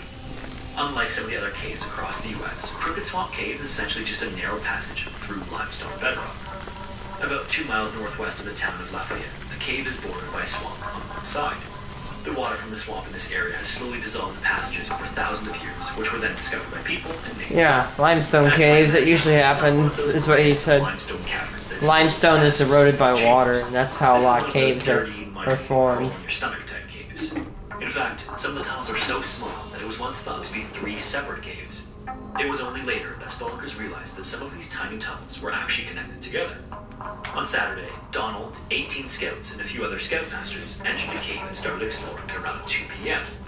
After entering the cave, the scoutmasters carefully led the scouts through some of the chambers and even some of the tighter squeezes. One of these is known as the 5-foot high room and is only accessible by very thin individuals because the side passage that leads to it is a seriously narrow squeeze. Oh. But at 5'11", 160 pounds, Donald could make it, and with the scouts supposed to being teenagers, this wasn't much of an issue. The cavers moved out of that room shortly after because it's also known to have an unstable roof, which could technically collapse at any second. Part of the way through their trip, Donald entered an uncharted area that required him to crawl along his stomach through a long, narrow tunnel. He kept crawling through this tunnel, scooting his body along until it started winding. Dude, I don't care what you say. I'm not squeezing through caves. Screw that shit. From the entrance, all of a I'm sudden, not becoming another nutty putty disaster victim. 16-foot drop. No, thank In you. the fall, he was completely wedged in. There's this guy who went in this cave called Nutty Putty, and it sounds funny. Well, this cave has something called the birth canal in it. Because when you squeeze through the birth canal of this cave, it looks like you're being birthed into a larger chamber. So this guy goes to climb, and he thinks he found the birth canal. However, what he goes in there and realizes that he isn't in the birth canal. He's actually in a dead end. So the man tries to go back up, but oh shit, he's stuck. He crammed himself in head first, facing downwards, and he got stuck. And if you don't know why this is bad, because your heart is made to pump against gravity. Now, when you're upside down, your heart has to pump all that blood and keep working even harder to pump the blood out of your brain into your body. And when your blood pools in your brain, not fun things start to happen. Unfortunately, the guy did pass away in Nutty Putty. They had to seal it. And you know what's tragic is that he was actually pretty happy and calm-spirited during the rescue. And they were just about to get him out, but then a cable broke off from the wall and knocked a rescuer unconscious, and he slid back further and even more wedged. Which is just tragic, in my opinion. In a position that is eerily reminiscent of John Jones in Nutty Putty Cave. Oh my gosh. Donald knew he was very stuck. I've watched these videos, but I actually almost completely forgot about these little tiny details. Just by crawling. And because he had no time to stop himself, his arms got trapped in a weird position. Oh, he's so cooked. Leverage to push himself back. In the little 18-inch by 20-inch tunnel, Donald was wedged almost like a cork. Shortly Yup, after he's realizing he was cooked. very stuck, he called back to the others and explained the situation, but because of how far down he'd fallen, it was a challenge for anyone to even reach him, let alone pull him out. His two sons and one of the scoutmasters tried unsuccessfully for about an hour to pull him out before realizing they needed to go for help. By then, all the other scouts had already left the other scoutmasters, so the remaining three finally learned authorities about the A situation. bunch of Boy Scouts went into Nutty Putty and they almost got stuck, and that area they almost got stuck in was renamed later to the Scout Eater. To tell his wife that he'd be home later that day. But an often underrated factor in cave fatalities is the cold. In the last centuries belonging, cavers have developed different clothing and layering to combat this, but much of this improvement has come only recently. In early spring in New Jersey, it's still relatively cold outside. Inside the cave, the temperature was just 57 Fahrenheit, or 13 degrees Celsius. In addition to blood pooling in his head, because of the angle he was at, Donald got very cold. After the first rescuers realized how badly he was stuck, word was sent out to cave rescue organizations all across the country. In no time, rescuers were being flown from all over to get Donald out as quickly as possible. Soon, there were 150 individuals on the scene around the entrance, using a variety of different tools to try to pull him out. They used chisels and drills to widen the tunnels, and ropes and pulleys attached to his feet, but unfortunately, they were only able to move him just a few inches before he slid back into place. In the fall, the rock had gotten wedged right near his hips. As they pulled, the rock would roll and eventually wedge itself, preventing him from being moved any further. By that evening, Donald was still fully coherent and communicated with rescuers, but as the night wore on, it was clear that Donald was starting to suffer from hypothermia. He was occasionally able to get a few words, but started to drift in and out of consciousness. Yeah. Then at around 2 a.m. on Sunday, now 12 hours since entering the cave, Donald made a few last grunts and then stopped making noise entirely. He's cooked. At the same time, two sisters arrived from Pittsburgh. I don't want to be like a Debbie Downer, but this guy is cooked. Specifically known for their ability to access the tiniest passages. In their early 20s, one of the sisters was just 5'2" and 105 pounds, and the other was just 5 feet tall and 86 pounds. Not only were they cavers themselves, but because of their petite stature, they'd often been called on these special rescues where the situation demanded individuals of their size. More importantly though, although maybe it wasn't entirely comfortable for them to be in such tiny spaces, they were able to keep calm and collected, despite the circumstance. The two sisters took turns going into the tunnel where Donald was, but were still unable to reach his head because of how narrow it was. The farthest they were able to reach were his feet, where they checked for a pulse and found nothing. Yeah. And although this was concerning, he was also very cold. When you're hypothermic, blood is diverted to vital organs, which can weaken the pulse in your extremities. So to keep him warm, Yeah. cardiovascular vasoconstriction. to keep him alive. Rescuers worked It desperately happens to with get swimming, Donald but I out by wouldn't the be surprised if it following happened morning. during hypothermia. A nurse was sent down around 6 a.m. and managed to get all the way to his feet. She was able to check his pulse at his foot, behind his knee, and then with an electrocardiogram. But by then, no pulse was detected. Upon realizing that Don was now on the verge of death, a new plan was put in place to dig straight down to him. An 18-inch hole in the ground would be dug, and then one person would be lowered down in a small cage to chisel out the rock around where he was stuck. Why don't they Take pump till the heat into afternoon on the Sunday to get area? deep enough, but then it would take all the way to the following day on Monday to drill sideways to reach him. The bedrock, the angle, and the space they were working with just made it an incredibly difficult and time-consuming task. When they finally reached him, despite their best efforts, they were only able to move him an additional foot. It was at this point that Donald was officially pronounced dead. Following this announcement, a full demolition of the hillside commenced, using dynamite and heavy machinery. Then, after 80 hours trapped underground, Donald's body was finally recovered from Crooked Swamp Cave. It was determined that due to hypothermia, first, he had passed out, then he went to shock, and finally, he ultimately died of cardiac arrest. His body temperature was a full 20 degrees lower than normal upon recovery. And since the incident, access to Crooked Swamp Cave has been restricted to only individuals with explicit permission.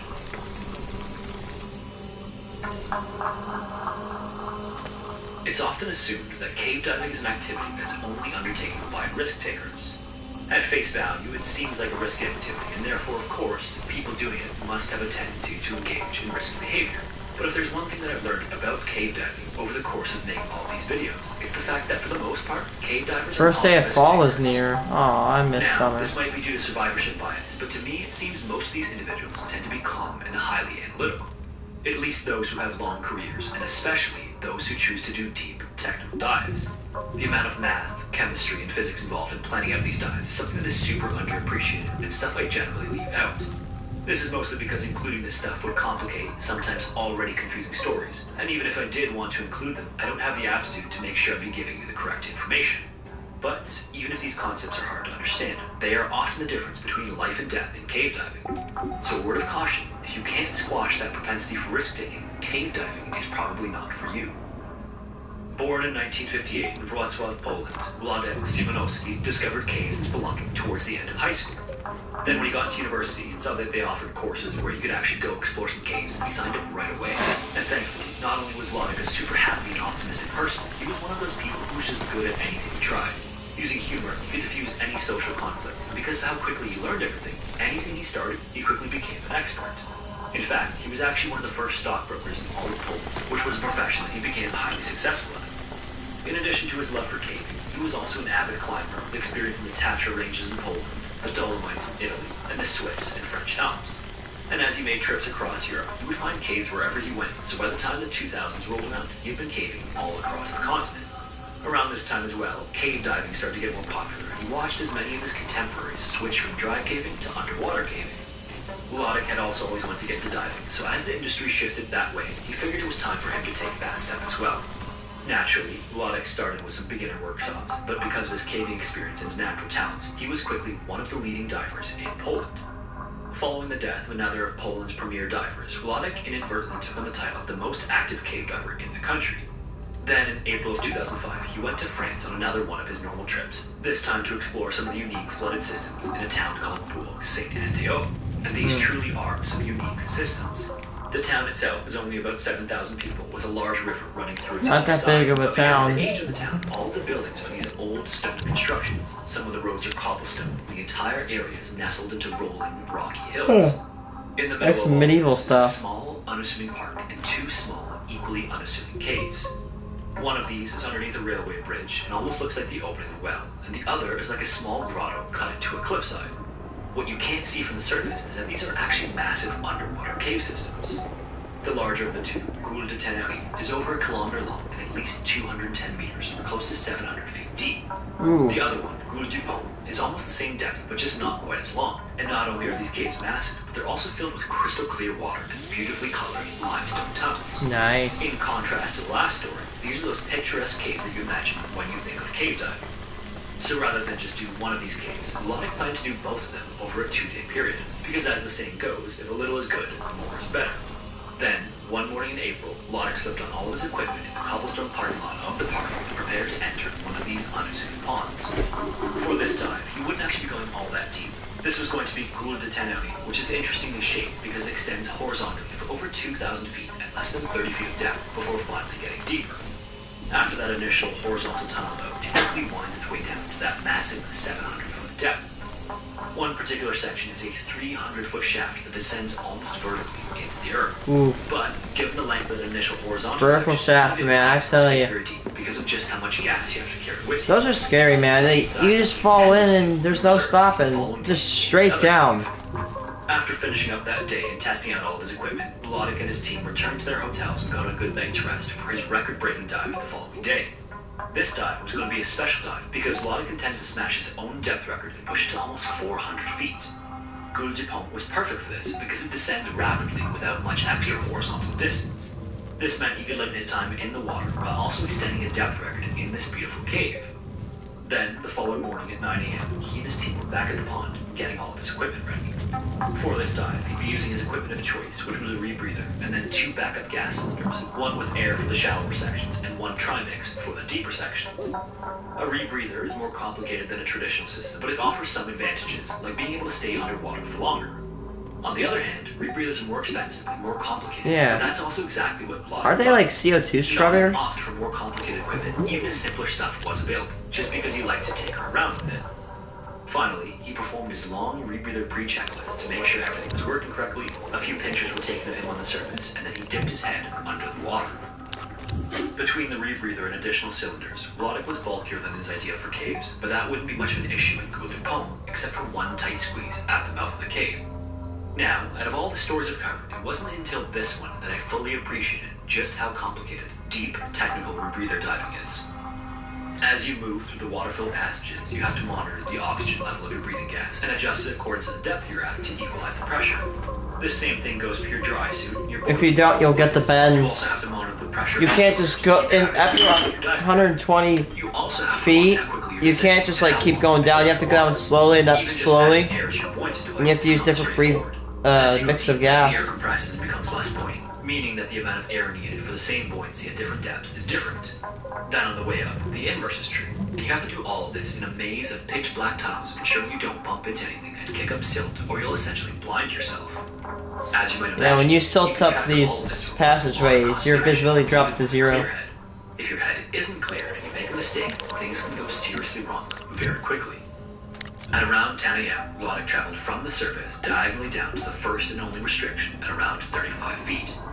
He carefully squeezed his tanks and equipment through, being mindful not to disturb the silt. From the initial drop, the cave levels out a bit and extends another 165 feet almost horizontally. At the end of this tunnel, there's an abrupt drop down a 30-foot vertical shaft.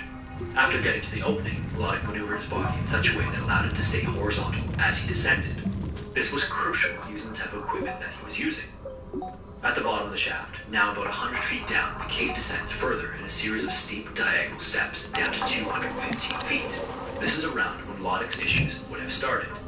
To combat the narcotic effect of different gases at depth, divers breathe a mixture of gases different than regular air. Yeah. This narcotic effect is almost like being drunk or very tired, but in either case, it impairs your judgment and reflexes. The trimix of gases that deep divers use mitigates this to a degree, but there can still be some effect anyway. Some people have a weird resistance to narcosis, while others are very sensitive to it, and this effect will even vary from day to day in the same person.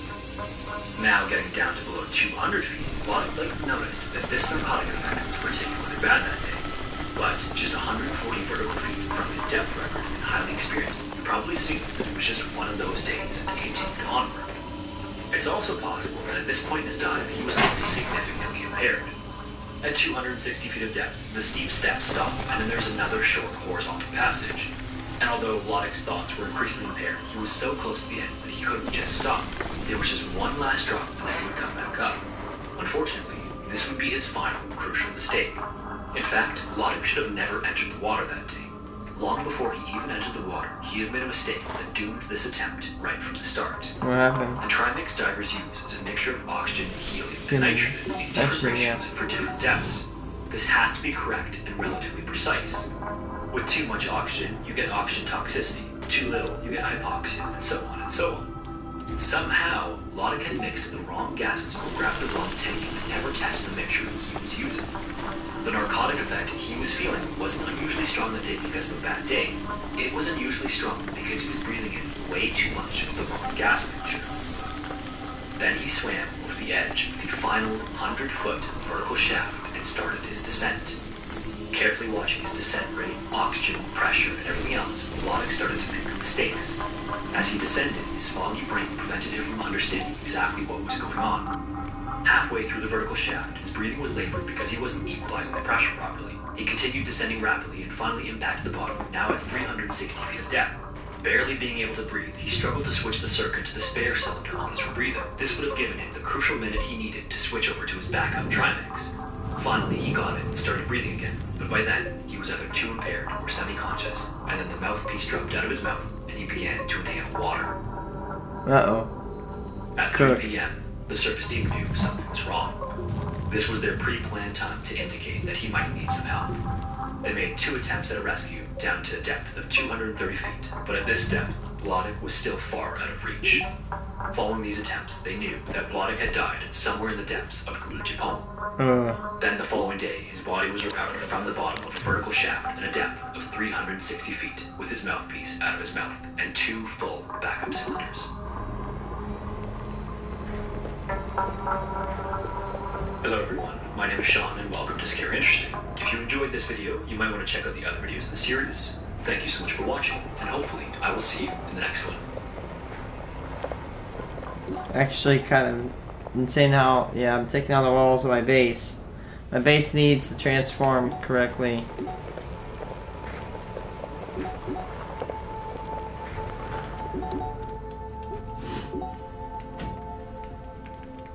I'm gonna plug these in, I'm gonna leave. I'm getting exhausted. You probably might be able to tell.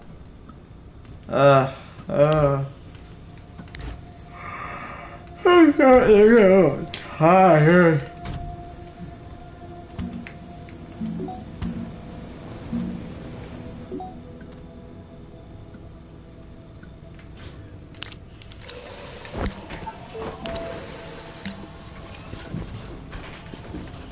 That's a lot of resin we got now. We got 750 mod resin in these 2 tanks, which means he'll be making tons and tons of weapons.